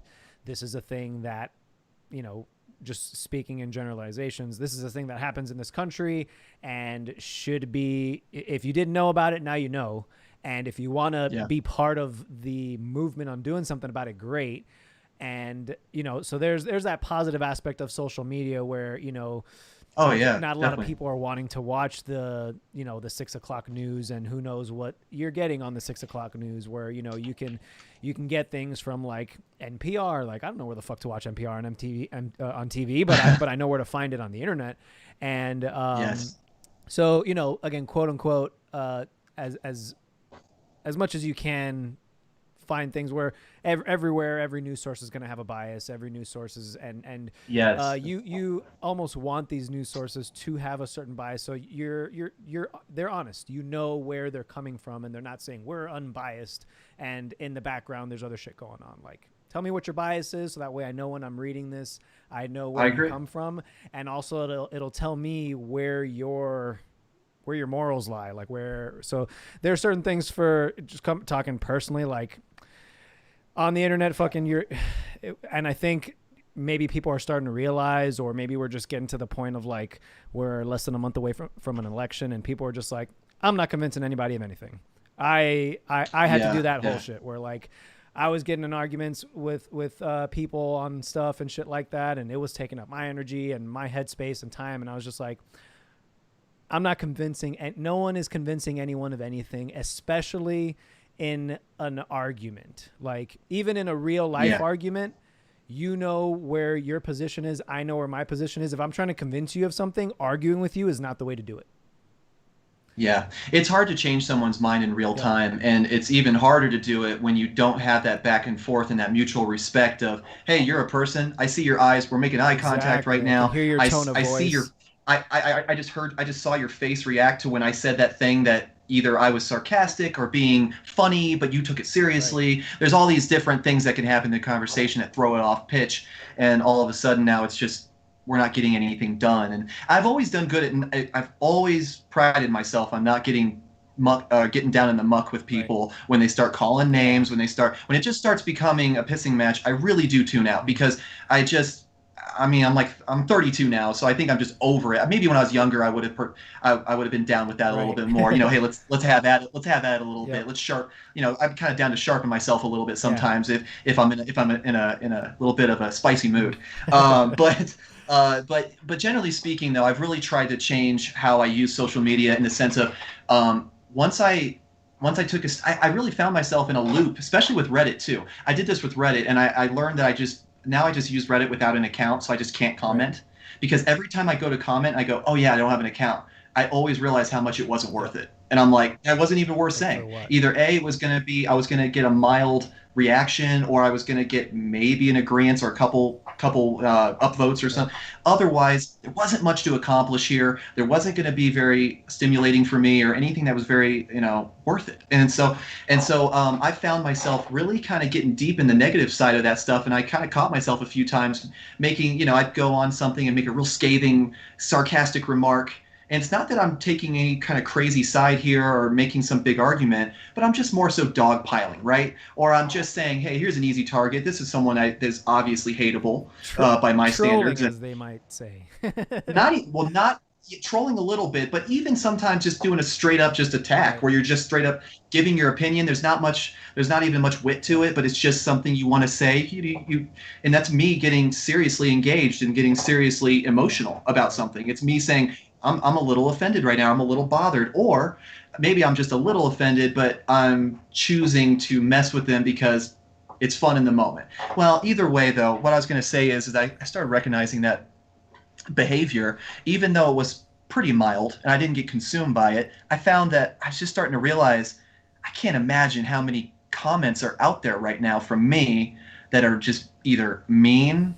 They might be funny. They might be funny to me if I say it out loud, but if read by most people, would it be seen as just either cruel or funny or mean or cruel, or just kind of like, just like I'm a dark and negative person, which I'm really not. I'm really not that way at all. So to just be throwing myself out there on the public internet where anyone can retrieve this and save this, and not that people are doing that for me. I'm not a politician. I'm not famous. But the point being is that just the idea that it's all out there in the most public of forums, the most negative thoughts that I have, some of the most negative thoughts that I can have, are just out. It's just very strange. It started to make me feel weird about how I was so comfortable being that negative, and just putting myself out there in that way. And so I've really changed a lot of stuff in the last year, I'd say. About a year ago or so, I kind of really changed a lot of things. And sometimes I'll delete Facebook off my phone. Sometimes I'll delete Reddit off my phone if I can tell that I've kind of grown that physical. I don't know if you feel it. Absolutely. I think a lot of people do. Yeah. There's that literal thing where you grab your phone and look at it and you go, I'm looking at nothing. I have nothing to look at right now. I know that there's not a message for me. I have nothing to post, nothing to look for. I'm just bored.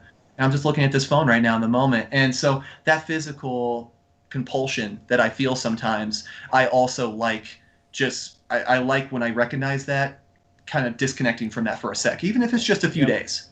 Not having the app on my phone. That makes all the difference in the world. Yeah. Just not having it in front of me. For sure, yeah. I mean, I watched The Social Dilemma and kind of, I'd always thought about it, and then, getting into management where I relied more heavily on my phone all times of the day and night, just answering emails, or, now I've got Teams, which is like a mini, feed in itself of there's notifications there of people commenting and chatting and and then all kinds of stuff. And then you start to realize more and more holy shit, I'm looking down at this thing much more often than I should. So recently, especially after watching that, I had been thinking about doing it and just never got around to it. And then after watching that, I was like, okay, I'm going to fucking disable all of my notifications. I'm not going to have any more notifications for anything anymore.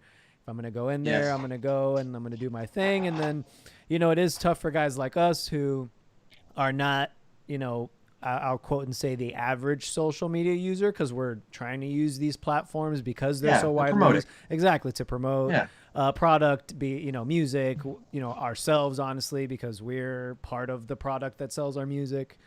So I battle with that in my head of man, I don't fucking want to do this shit anymore sometimes, but I have to be relevant because I need my band to still be relevant. And so it's a give and take, and try and moderate yourself as best as you can, I guess. And we're just in such a crazy time, dude, where it's another reason that I had to just stop engaging on a lot of these things, because objective facts kind of don't exist anymore. When you're arguing with somebody and it's okay, can we just agree that this, regardless of where you stand on a thing, that this is a thing? And then it's well, yeah, but they messed this up one time, so how are you going to believe them now? Or, no, I don't believe that because everybody is lying. And it's okay, well, if you think everybody's lying, then... I love that. Yeah, I love that. It's just...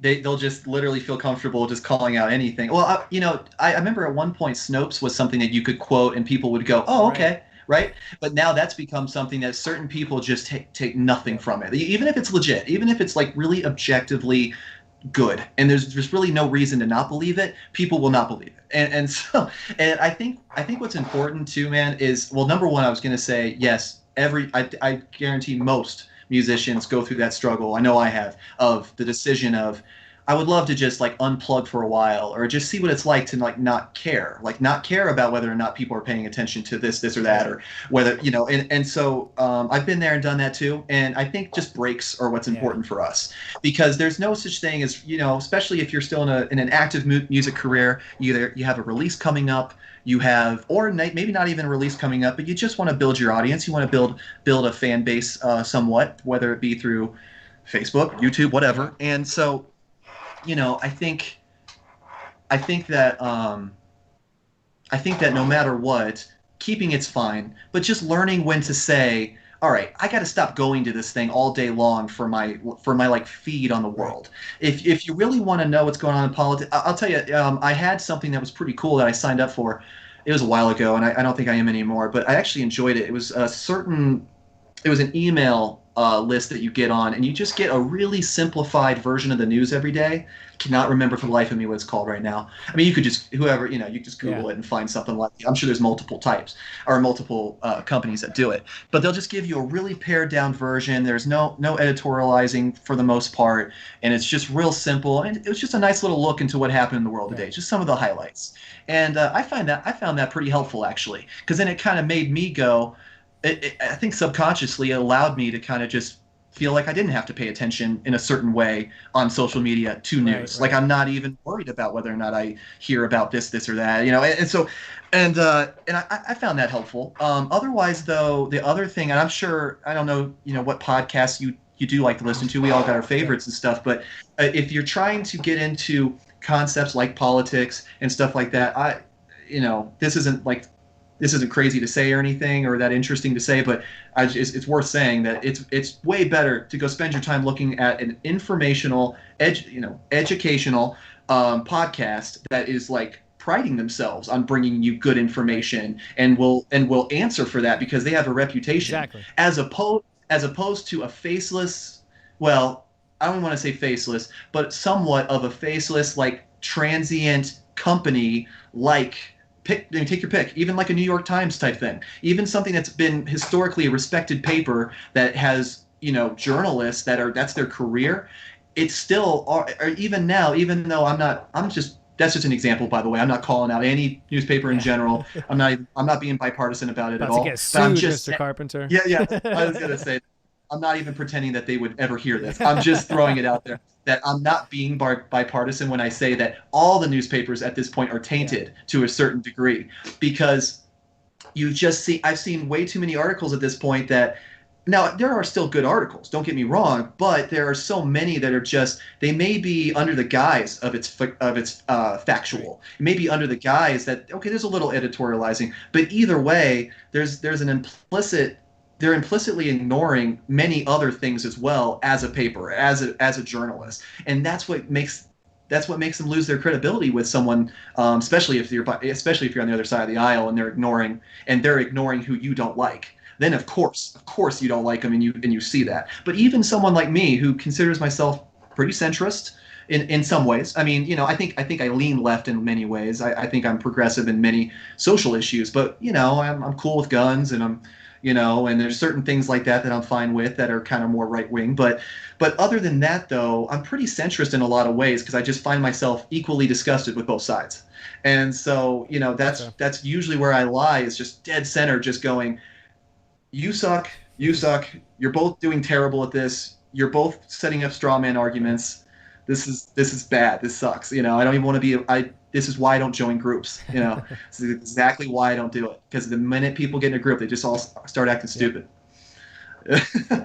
But absolutely. Well, awesome. Yeah, this is definitely something I wanted to get in with you anyway, because I know you had some good opinions on it. But for the folks that are going to be listening and watching, let's get into a little music talk here, man.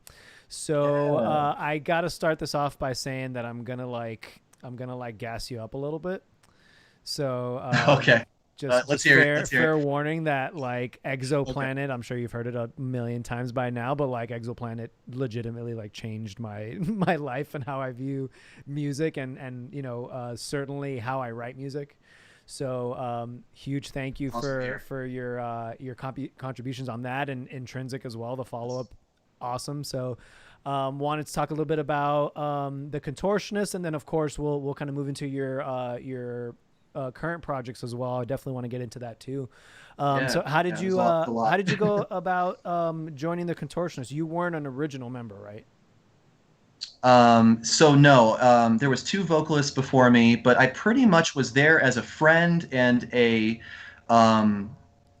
friend in the same music scene from the beginning, and although I didn't play their first show with them, or alongside them in my band, I played among their first shows. Sweet. Where they started going and playing shows. They were really well practiced, even on their first time out, going and playing with our scene and stuff when they started, because they were all young at that time. They were all real young too. So like I think most of the band at the time, I'm talking, this is like 2000,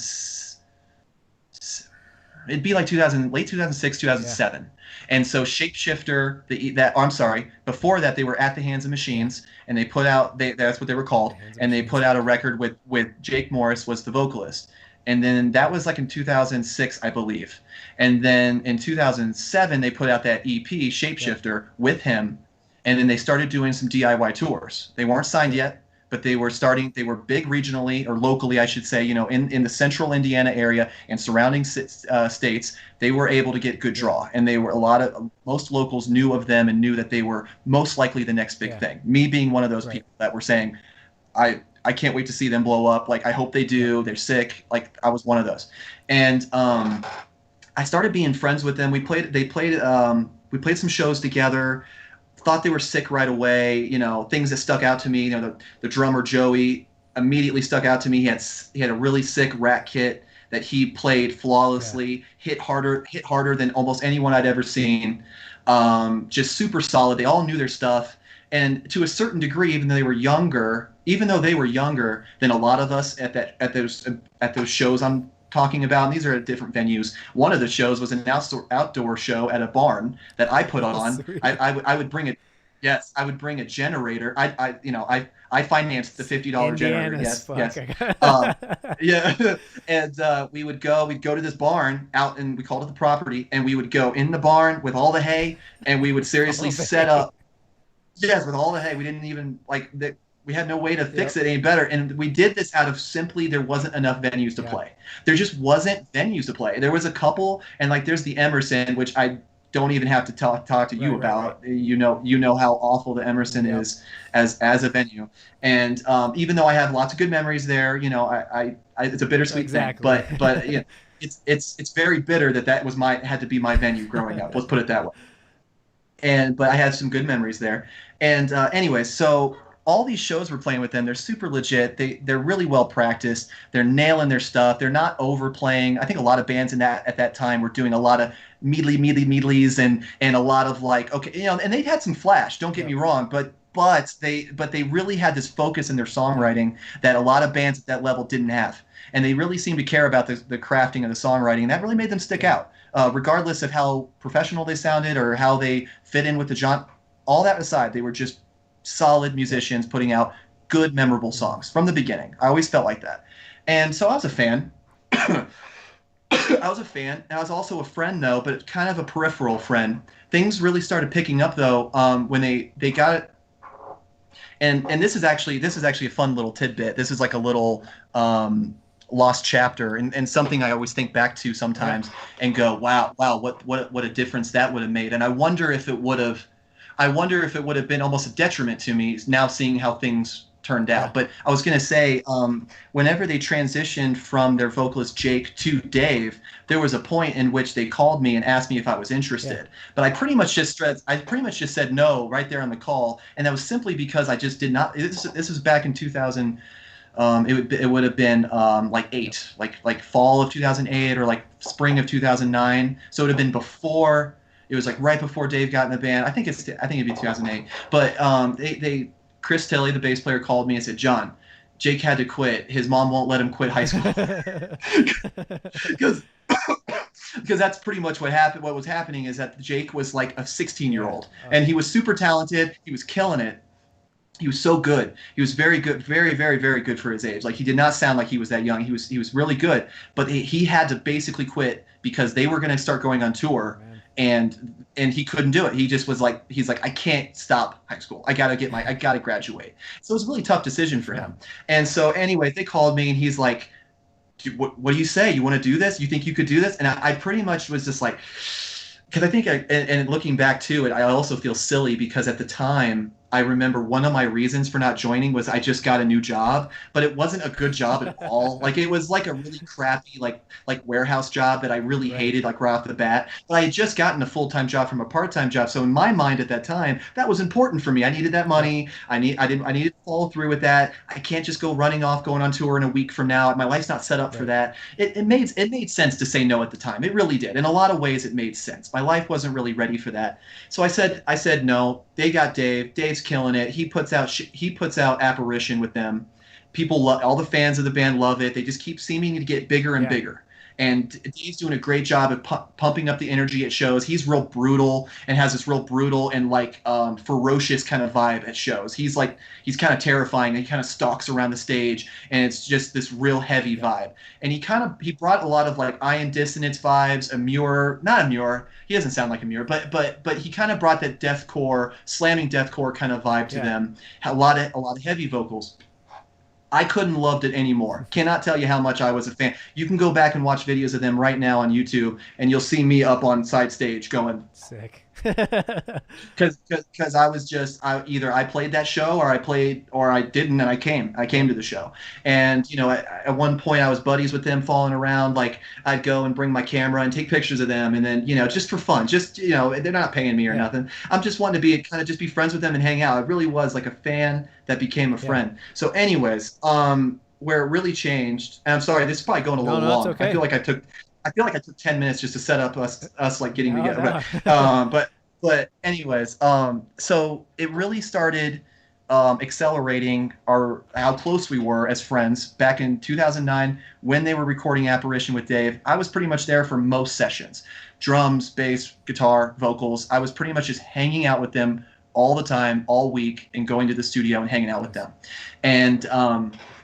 And so I didn't have a lot of input per se, but I was very much a part of that process of creating Apparition in the sense of being a spectator and being a friend and giving feedback sometimes and saying, yeah, that was cool. No, let's do something different, and just being there, being that extra guy in the room. And I loved it. I loved every second of it. I love that album. I love that EP, and I loved hanging out with them and fun times. And so they get done with the EP, they tour on it some, and then Exoplanet starts to take form. So Exoplanet's taking form. Literally what they did is that they took I think it was a handful of songs, like 4 songs maybe, 4 songs from Apparition, updated them a little bit, but mostly did them the same. The lyrics were Dave was doing the same lyrics. It was all the same.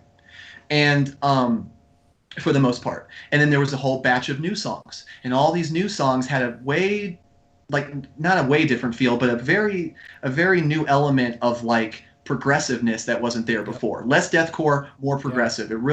They started being this really new streamlined version of BT Bam, where there's a little bit more concise songs, but yet there's this it completely runs the gamut on the emotions that you get in a song, and whether the light and the heavies. It's literally both sides of the spectrum, which I've always loved. That type of music always came from that, whether it be from Metallica to Dream Theater, up the rings of as I grew up loving those bands. This is a natural progression. Exactly, and so I've always loved that part of them, the contrast. So the contrast was there, definitely was still there, but much more screaming for sure. A heavier record overall, but it had a few parts where he did some singing type stuff.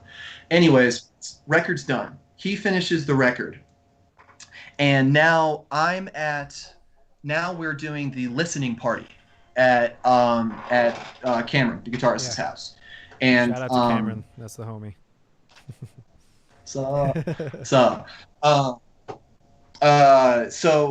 yeah, so we have the listening party. We're listening to it. This, this is awesome. This record kicks ass. All of our, their parents are there. I'm there. Some friends are there. We're drinking, drinking and smoking, hanging out. And well, turns out, and I'll make this part quick because this is kind of personal. But Dave got in trouble with the law that night, and because of that, was unable to continue with the band. Because he would have been basically locked down from leaving the country and so on and so forth. So he had to deal with all that, and so that was. And by the way, Dave was a friend of mine. Me and him were friends and played in bands together before I even was friends with them. So it's not even like Dave is just this extra guy. He was a friend of mine too, and so that was really tough to see and stuff. And I felt so bad for him, and also coincidentally enough, this is another one of those little like memories that I'll always have and be like, that's so weird that happened. It's so coincidental. But I remember like a year earlier, me and Dave were hanging out at a party and just hanging out and drinking and stuff. And he just like leans over on me at one point. It's just like, dude, if like I ever had to quit the band and like, I don't count on it. All right.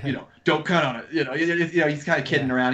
He's like, if I ever had to quit, I would want you to be my replacement. Damn, cryptic, and I was like, really? I was like, I appreciate it. And he really said that to me. And that was like out of left field. Because at that point I had done vocals, but I sort of done it as a side project in a way. I always kind of considered myself a guitarist. That was like my main focus. That was what I did in all. Yeah, I always played guitars in bands and stuff, and I used to write all the stuff in my bands, or a lot of the stuff in my bands.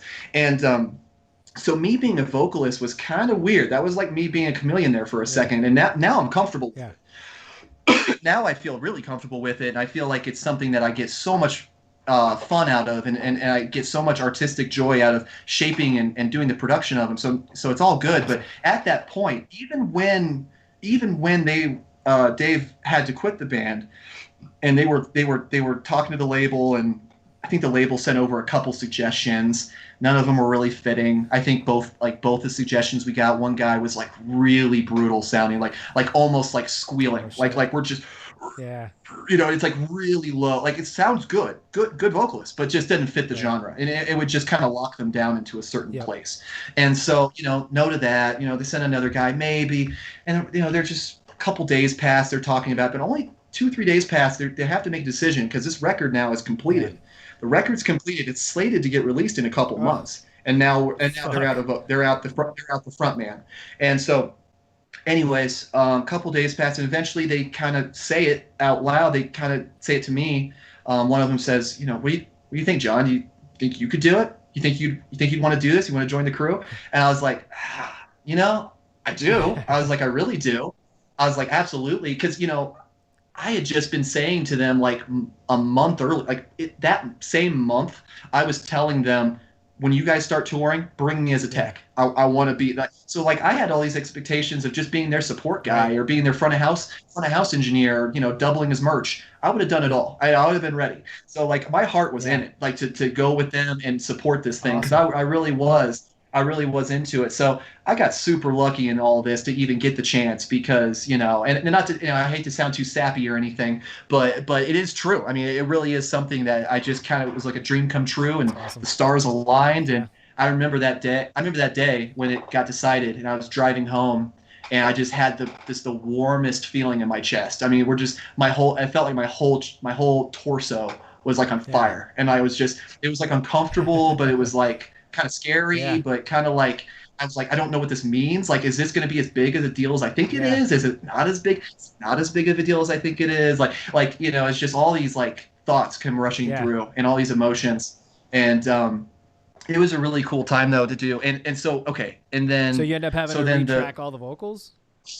Yes. So, and so that was the part about this that was so crazy, but and as much as this might sound like I'm praising myself, it's just a fact that I don't think there could have been someone that would have been more perfect to do it in a short amount of time, in the sense of that not only had I been a fan of all those songs for years now and knew them very well, but I knew all the new songs because I had been sitting there the entire time while they tracked. You were in the whole process.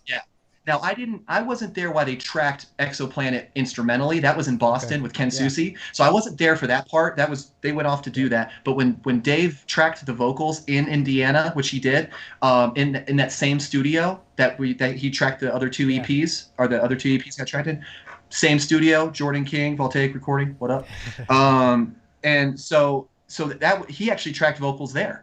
At that same studio. So I was there the whole time. And even there was times in which me and him had discussions about the lyrics. So anyways, point being is that there couldn't be really a better person that's poised and ready to pounce on this unknowingly. Unknowing to me, I had no idea I was going to have to rearrange any of this. So I basically had to take like 5 songs that I had loved and cherished for years and erase all the vocals and do my own. So weird. It was so weird. I basically, been, man. Yeah, it wasn't. I didn't like it at first. And actually, this is not that for lack of a better term, I probably the third time I said tidbit now, but another tidbit would be that I actually did go and try to track a couple of his parts at first, just like a session. Like we just were like, hey, let's have John do Primal Directive. We'll have him do that song. And let's just have him do the first verse, chorus, see how it sounds. I did his parts as he did them, and I did them a little differently, but essentially was copying him just to see what it sounded like. It just didn't sound good. It sounded terrible. He sounded 10 times better on every single thing that I tried to do with his. He nailed it, and I sounded like I was copying him. And it just didn't fit my tone. It didn't fit my cadence. It didn't fit my speed. And so it became very clear very quickly that there is no option here. There's no way this is going to work to have me mimic an entire record of his stuff. And so we're like, as much as this is going to suck, let's just wipe it. Let's just wipe it and start over. That's insane, dude. And, I had no idea about that. Wow. Yeah. So there actually was a moment there where it pivoted, and I wasn't sure how it was going to go, but it became very quickly very clear. And so anyways, I go into writing mode. I was super into Cynic at that point. I still am, but at that point I had I was obsessed. Yeah, I was obsessed with Trace Denier at that point. Too, so I remember being very much influenced by the vibes of that album, obviously. And so, but there's, Meshuggah and stuff and BT Bam and Ion Dissonance and trying to think of some other bands. But all this type of sound that I thought, this is what this band could be. This band could be like the ultimate mixture of like heavy, intelligent, like Cynic type music, but then like also like just completely smashed up next to the heaviest thing you ever heard. That's just straight up ignorant. Just you want to tear someone's head off, and then the next moment you're floating. And so that contrast, I felt like, what better way to contrast that than with really, really soft Cynic type vocals, which works out great because I have a very soft voice. I don't have a powerful singing voice whatsoever. Just can't. I have certain range. I have certain notes, certain ranges that I can hit with like a little bit of like a James Hetfield impression. A little. I can kind of get into it a little bit, but I don't have any range with a powerful voice. I have way more range with my soft falsetto voice in a soft, like almost like a crooning voice, something you'd almost hear from like John Mayer or something like that. And so that's just my voice. And so it just made sense to kind of lend it, to kind of do this whole like cutting edge vocal thing. We're doing a little bit of vocoders, but not straight up vocoders, but purposefully tuned vocals that sound like a robot, but that's singing. And that sound that Cynic had really influenced that. But I wanted to make it my own, and I do feel like I have a pretty different voice than Paul Masvidal. Sure. And that even though we share a style, I just don't sound like him. Like my voice, if you just hear my raw voice, it just doesn't sound like his raw voice. It's in the same ballpark, but it's just not the same at all, in my opinion. So with that confidence in mind, I said, okay, let's do this. Let's basically take the formula that like BT Bam has, but use different textures and use different emotions and highlight this differently. Do this differently, and try to do, because already I was sensing that these songs were shorter. They're a little bit more formulaic, but not in a bad way. I only mean formulaic in the sense that there was some choruses and stuff and some hooks. And as opposed to BT Bam does have hooks a lot more now, but back in 2010, they were way more. They were way more like Yeah, every song was a rabbit hole. I mean, it's just follow it and see where it goes, and you just love the ride. And as much as Contortionist did that, they did it in a shorter, more concise way. And so I thought to myself, okay, number one, not only do I want to do less vocals, like less, just period, nothing more to it, nothing more, nothing less vocals. I started having these opinions on metal where I was listening to stuff and feeling fatigued listening to it. Too much vocals. It can definitely happen where it's just even if they're great vocals, it's just when there's so many, they don't hit as hard when they're there. The song doesn't breathe. You got to give the song some room to breathe. It just becomes noise. It just that becomes your new noise floor. Your new floor for what's hard and what's heavy is this. And if it's just hitting that the whole time, there's a time and place for that. I'm not criticizing bands who have entirely loud records. That's fine. But what I mean is that does not fit the Contortionist sound, in my opinion. You know, they have lots of breathing in their songs, lots of ups and downs and builds and little like I said, rabbit holes like BT Bam. And so, you know, once I started hearing that sound, I started realizing how I could fit into it. And I got a lot more confidence with it. But I'll be honest with you, I was very, very new to tracking vocals at that point. I had only done like one record on my own, and it was a solo project that I did in my own house. Like I had never tracked a real record. No one else had tracked me doing vocals before. So I didn't have my workflow or like I didn't have my process, you know? So it was very, very just improv, kind of just very impromptu, I should say, the whole time. Did the record come out on time? So yeah, we ended up hitting all of our deadlines. I rewrote, you know, wiped the slate clean from knowing that I had to do it, from the day that I knew to the day that I arrived in Boston. I think it was about 2.5 weeks that I rewrote all 12 songs, or 11, minus the interlude. And and literally from you know, some of them came really quickly to me. I remember weirdly the beginning of the album came quickly to me when I wrote like the opening line, the plasmic data holds, you know, access the plasmic data, that type of language. I just had a very clear picture in my mind that I want to make a record that's not all about aliens, but I want it to feel like it came from an alien. Like an alien wrote this or an alien influenced this, right? And there didn't seem to be a whole lot of that in metal at the time. I think the one record that sticks out to me at the time would have been Planetary Duality, would have been a big one, and I'm not going to hide that at all. That was a huge influence on me for sure. Except that it's just what an amazing record and what a life-changing record in my quest for metal. And so and so there's that, and I think Obscura at that point, we're around at that point. 2010. Yep. I think they put out a record in 2009. Universe Momentum came out in 2009, I think.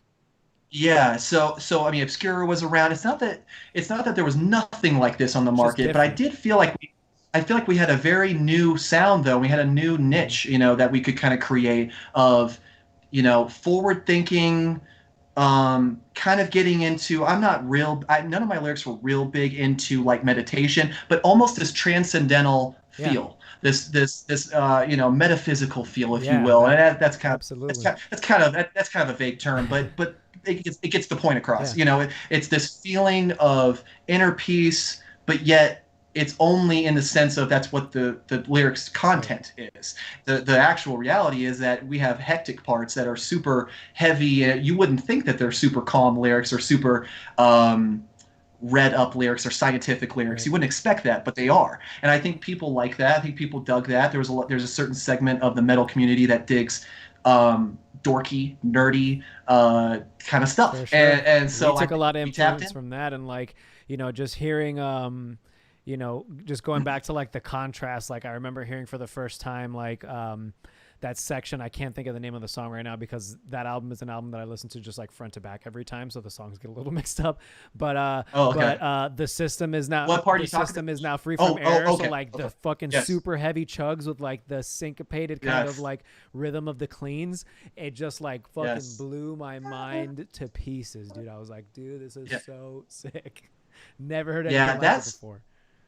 That, and you know what's funny about that is that song, that part alone kind of sold that song in a way. Now, I'm not saying I don't like the rest of the song, but I will say that part was kind of one of those parts that was most memorable on the record. Meanwhile, that's not the most memorable song on the record, though. Right. Like, I would say that's one of the more least memorable. It's one of the older ones. It's super deathcore the whole time. If that's what you're going for, then yeah. But if you're going for the ride of how atmospheric can we get, how much contrast can we hit here, that's not the song. And so what I was going to say, though, is that I remember that was definitely an epiphany moment, and that was definitely one of those moments that came together in the studio. I knew what I wanted there. I knew that I wanted to match the rhythm there and hit that so cool, dude. I was going to hit that syncopation. And so we counted it out. We planned it out. But I didn't know how it was actually going to turn out. And Ken did a great job. He did a great job on the spot of mixing my vocals to sound very, because even in the moment, he made it sound like that. And it made me know what it should sound like. And so there's something to be said for that. People that are very good at tracking you. I will give props to Ken on that. He was surprisingly good at tracking vocals, and he did not have a lot of experience before that, being an engineer. He's the guitarist from Unearth. I mean, that's his thing. And so him doing that record was kind of new. I think he had done one other label record before that. It was a little bit more unknown at the time, but shows how good he was, because we reached out to him like right after, like, I heard Exoplanet and I was like, who recorded this? Like, I need to know right now. Like, I gotta talk to this guy. And he hasn't done anything since either. He just stopped. And still to this day, I still believe that the guitar tone on that record is among the clearest and most raw but heavy that I've ever heard. I mean, I've lots of records where I love the guitar tone, but to this day, no matter what else I can say about it, no matter what else with the drums, bass, whatever, vocals, that guitar tone alone is one of the best elements that I've ever heard on that record. So that's very, very cool to be a part of that. Something that I love so much from a production standpoint. Hell yeah, dude. So I don't want to harp too much on the Contortionist. I know, I'm sure you've had your fair share of interviews talking all kinds of contort stuff, but appreciate you taking a trip down memory lane with me. It's been a while too. So I'm sure some stuff got unearthed unearthed from me that I haven't thought about in a while. So that's sick. And nice. And just, again, we can briefly touch on Intrinsic too. Again, just got to say, awesome. Different production-wise for sure. Still good. I still enjoyed the production. It was definitely, it just was different, and that's to be expected, especially like if, Ken's not doing another album, you got to find a way to get what you liked from the production with Ken, and then add the new elements with, like, there was a lot more keyboard, it was a lot more there's a lot more focus on a lot of that stuff too, so that's a new challenge when you're trying to incorporate that stuff into a mix. But if you want to maybe just say your piece on Intrinsic, and then we'll move on, I promise. Well, I was going to say, I have my opinions on that, my ups and downs on things I wish I could go back and change. Some of them are my own doing.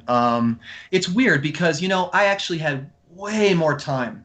I had way more time to prepare for Intrinsic, but I felt like 100 times less prepared when it came time to track, which is crazy because I had every ability to be prepared. But, like, there was some weird – it was like I got in this weird funk with Intrinsic where, and I didn't get, I'm not sitting here telling you that like some eccentric author, I lost myself and I became depressed. I'm not going that far with it, but I will say that as I got into the material for that record and researched it and wrote it all out and had all my notes and was filtering them down to final lyrics and trying to happen upon really interesting overall themes and topics, right? Some of it was more so like exploration through drug use. Some of it was more so exploration from more like a metaphysical or more just all within your brain, all within your mind, doing like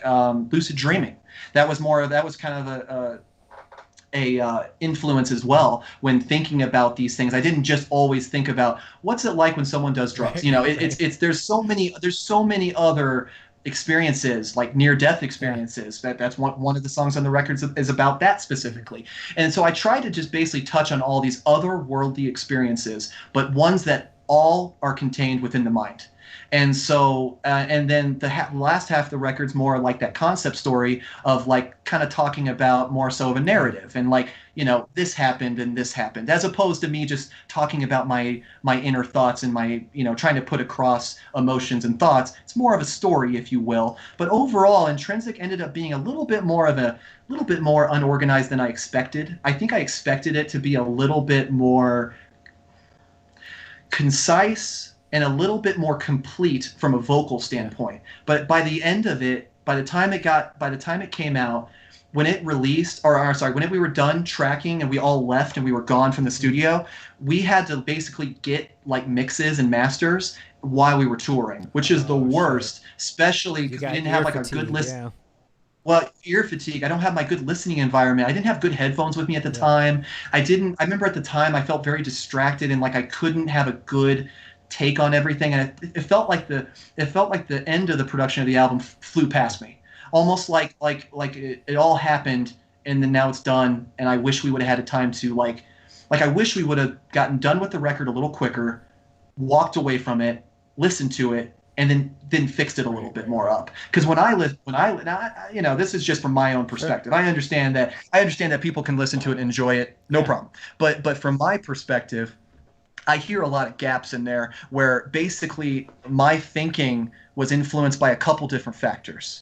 And this was something that's always bugged me internally, so it would be nice to get this off my chest. Is that at the time there was a struggle against what kind of ratio we were going to have.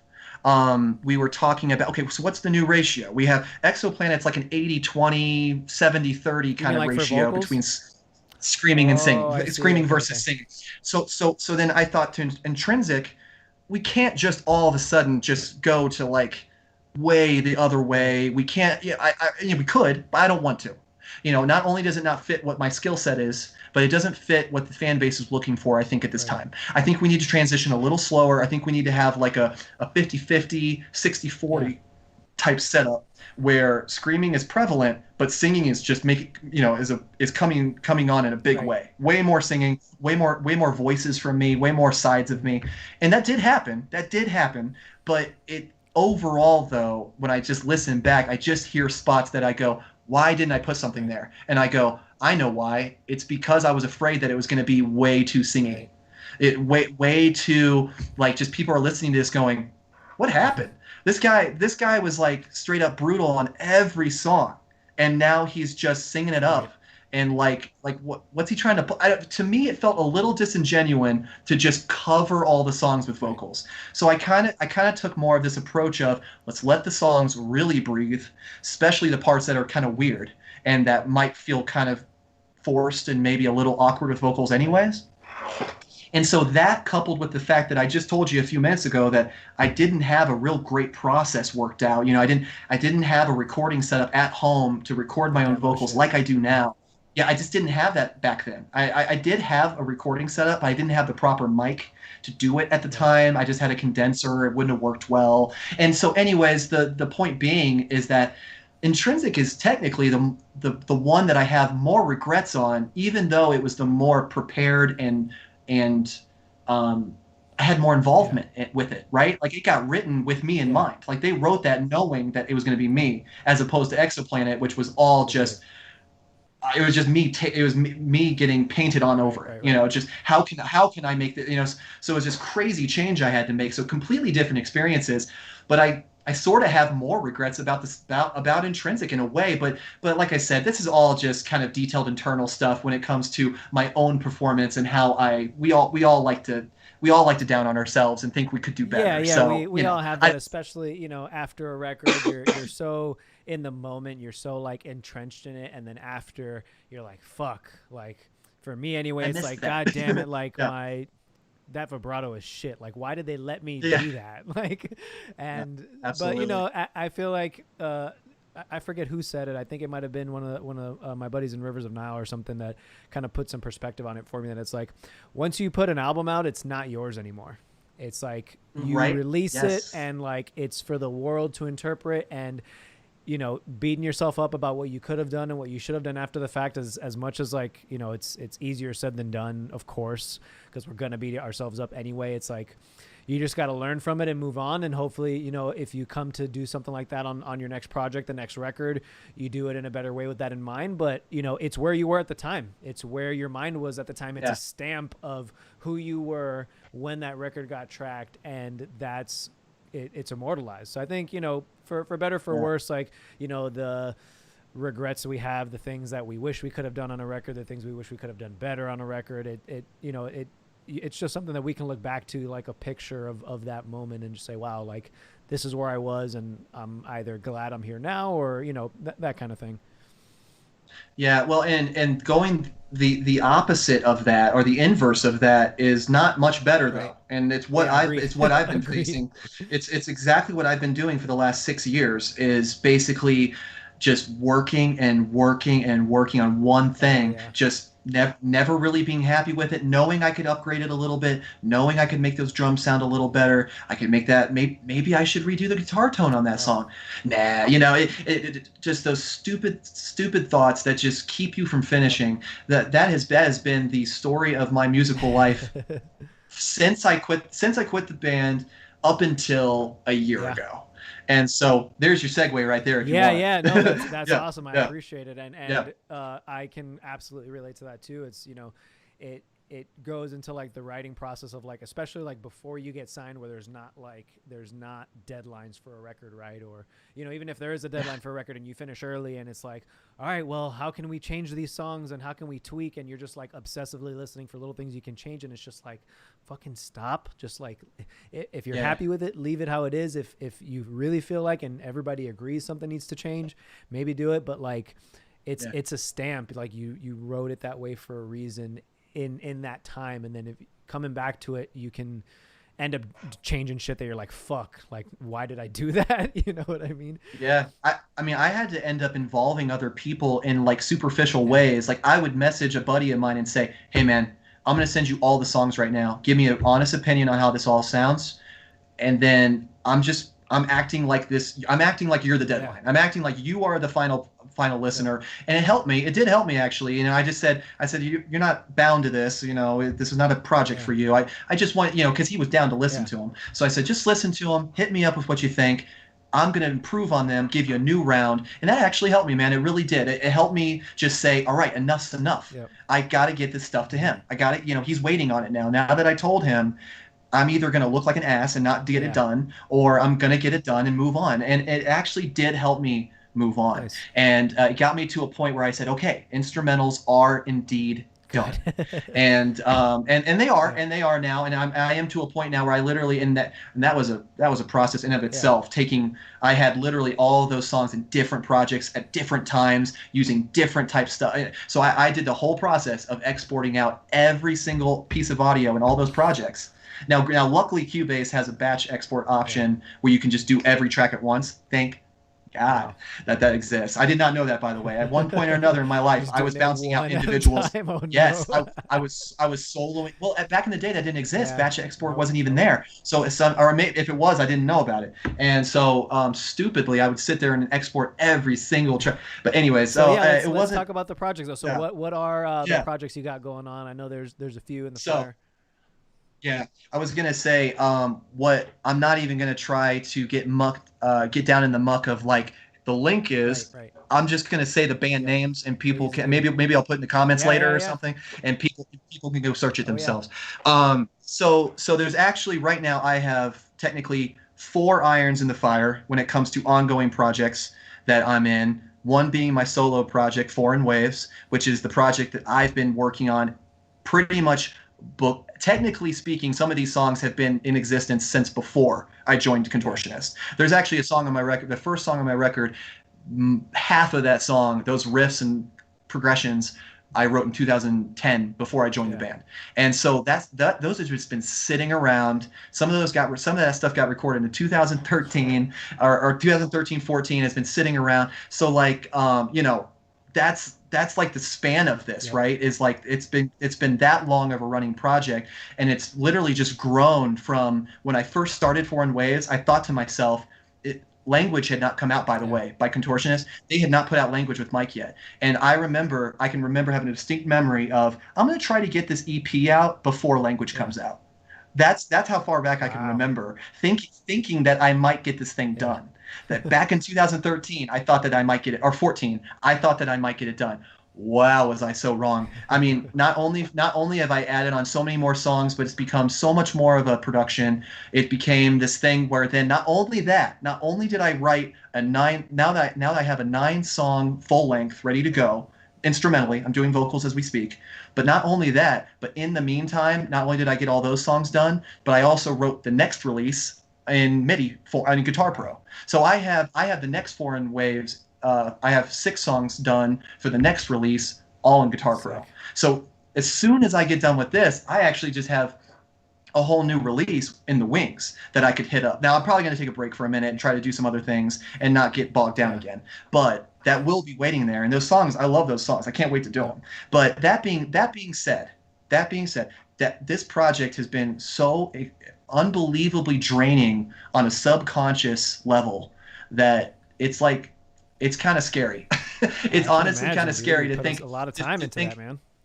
Just to think about all the times that I've been sitting there spacing out thinking about it, or I'll drive home from work one day and I'll turn on my voice recorder and just talk about some ideas that I want to work on in the studio that night.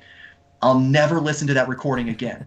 I'll never listen to that again, but I did it anyways. Like, that's the type of like manicness, like manic type behavior though, where I'm just recording. Like, I probably have like maybe nearly between 50 and 75 voice logs that I've recorded and never listened to again. Where but the whole point, I don't think that was ever the point right? I think the whole point was just to try to get it solidified so I can move on with my idea. And mostly what I'm talking about is some of it's musical ideas, but some of it's the lyrics. And the lyrics is what really bogged me down. And what the last year, I've made a lot of growth in how I have streamlined my process to not overthink things as much. And working with other projects, that's what's helped me break through that wall. The moment I was able to open myself up and say, okay, buddy, you and me, we're going to work on a song. You did everything. All I'm going to do is this, vocals. I'm just going to do the lyrics and vocals. I'm not even going to mix it. I'm not going to do anything. I found that when it went that way, I had a song done just like that. All of a sudden now, I just finished a song and it's out and people are listening to it. All within about 3 to 4 weeks from the time we started. Me and Justin started talking. Justin Seymour from the Room Colored Charlatan, which is one of the projects. That was the first guy that kind of reached out to me and said, hey, you want to do a collab or something? And I said, let's try it. He sent me the song. I gelled with it really well. I heard all these vocal lines in my head. It just seemed to be a perfect fit. I felt like, you know what? This isn't my song. It's not my riffs. I don't have to overanalyze it. I can just do it and not overthink this. And if it's not the best thing ever, it's okay. Yeah. This is not the project I've been working on for 5 years. This is just a one-off song. So with all that, you gotta like have that. You gotta like, you just gotta get shit out, man. You gotta get shit out. So getting that mindset. Mm-hmm. So you've got Foreign Waves. You've got the Room Colored Charlatan. You got 2 other ones as well. Yes, so that's been a project that I've actually done a guest vocal with a few years ago. So me and him have some history. But then with that band, Room Colored Charlatan, and but then the other 2 are newer bands. One of them is, I'll start with Aura. I can't. I'm so terrible at saying the word Aura. Aura of Birth. Sweet. I always say Aura. Yeah, Aura of Birth. And the guitarist for that band is his name is Tony Martinez, and he hit me up about, it's been approaching a year now. I think it was around December of last year, and he said, I'd love to hit you up, I'd love for you to do a song with me, and so I did a feature on a song, like where I split it with another guy, but then he liked it so much, he's like, I want you to do a whole song with me now. So he's like, so we did a whole song. He's like, I love this. Let's keep going. So we just loved what we were doing so much. I loved what I was coming up with, and I love his music, and he loves my stuff so much that we were just like, this is awesome. Let's just keep going. So we just kept working together, and now at this point, me and Tony have we have an EP almost finished at this point. I have one more song. I have one more song to track, and then we will have a 7 or 8 song EP. done. And that thing is going to get mixed and mastered at the end of this month and into the next month. So that'll be done here. I'm hoping that record's out in a couple months. Sick. So love that stuff. I would say if I'm going to put a quick description on it for people listening of what I think about it. Well, first of all, Room Color Charlatan is like, I think all three bands kind of draw from Contortionist in a way, right? Like all three bands take from the BT Bam, Contortionist, Leprous, Periphery type way of thinking of like contrast and progressiveness. So all three bands have that vibe. But like Room Color Charlatan's a little bit more modern, a little bit more like Era, North Lane.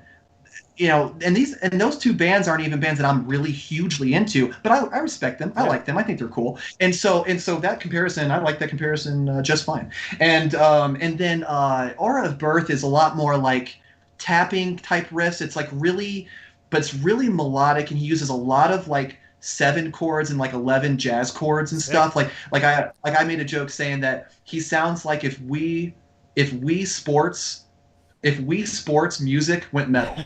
It's just like these really ethereal, cool, jazzy chords, but yet he puts a metal spin to them. And he has like other types and parts in there too. We actually have a lot of stuff that's like interludes and like ambient outros and stuff like that are really like vocal driven and stuff. So they're not just like run of the mill, hey, here's a music bed I made using Omnisphere. You know, it's like an actual like part that has like meaning to the song and reprises something. And so I'm really excited about that record. I think people are going to really like get blown away by it, just by not only how sick the riffing is and how sick the song structures are, but the production value is immense. I can just say that he has spared no expense in making sure that this record is going to be sounding perfect. Awesome, dude. Looking forward to it.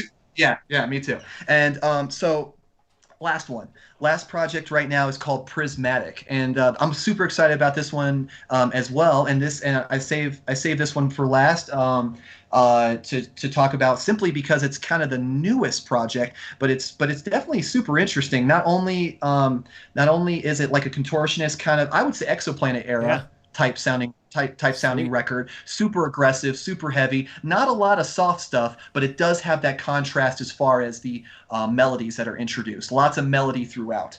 And so I do a lot of singing on that. I do a lot of screaming as well, but it's pretty 50-50. And that band though is the guitarist, his name is Chris Rufus, and I've known him for a good amount of years now. Me and him have been kind of social media buddies since 2012, 13-ish. And so I've always thought he was a sick guitarist. And he hit me up around the same time and said, "Hey, I got some riffs. You want to check them out?" And I said, "Dude, can I get on these? Can I I'd be down to do this track, man, if you'd have me." And so we kind of started from there too. And but Robbie Baca is the bassist in that band. Yes, and he's also doing production for it. So he's like mixing it as well. So he's got Robbie Baca's got a huge hand in this record. That's awesome. And so and it's gonna be really tight, man. Like I think all three and by the way, just to throw it out there, Prismatic stuff is not out yet. It's still in the works, but we are almost done as well. I am finished. All the songs are actually tracked. Sick. And I think there's 6 of them. So all of those are done. That's awesome. So at this point, it's just a matter of getting the production done and getting it out of there.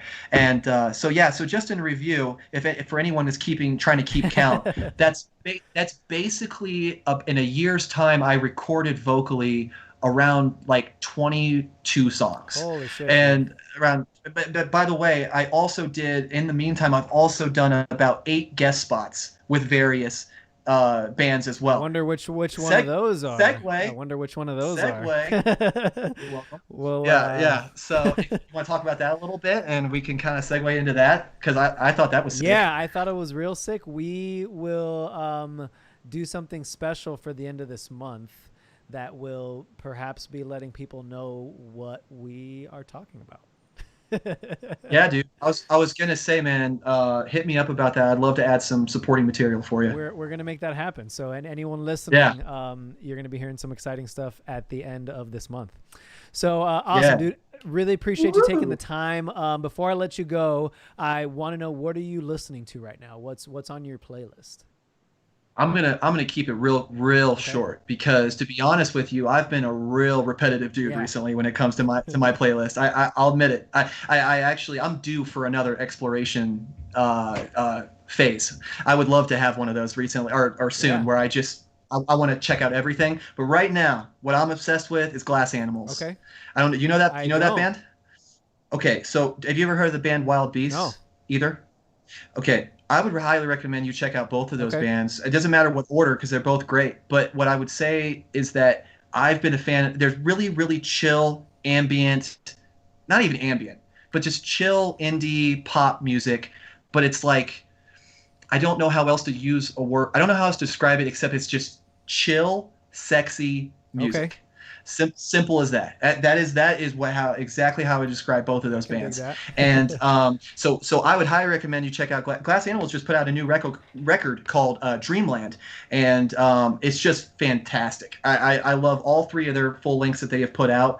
I love all the full lengths of Wild Beasts as well. But man, Glass Animals is one of those bands that it's just, every song is a banger. Awesome. Just every single song has an identity and that thing that you love about it. That thing where you look over it. I look over at my wife and we sing it together. You know, like it's just a fantastic band. I highly recommend anybody who's into softer stuff, that's not into metal, or that's into metal too, and they like softer stuff, and you want to get an idea of some influences of mine when it comes to my singing and stuff. Glass Animals, Wild Beasts. I'd also throw in like Tom York from Radiohead. I really like his solo stuff a lot.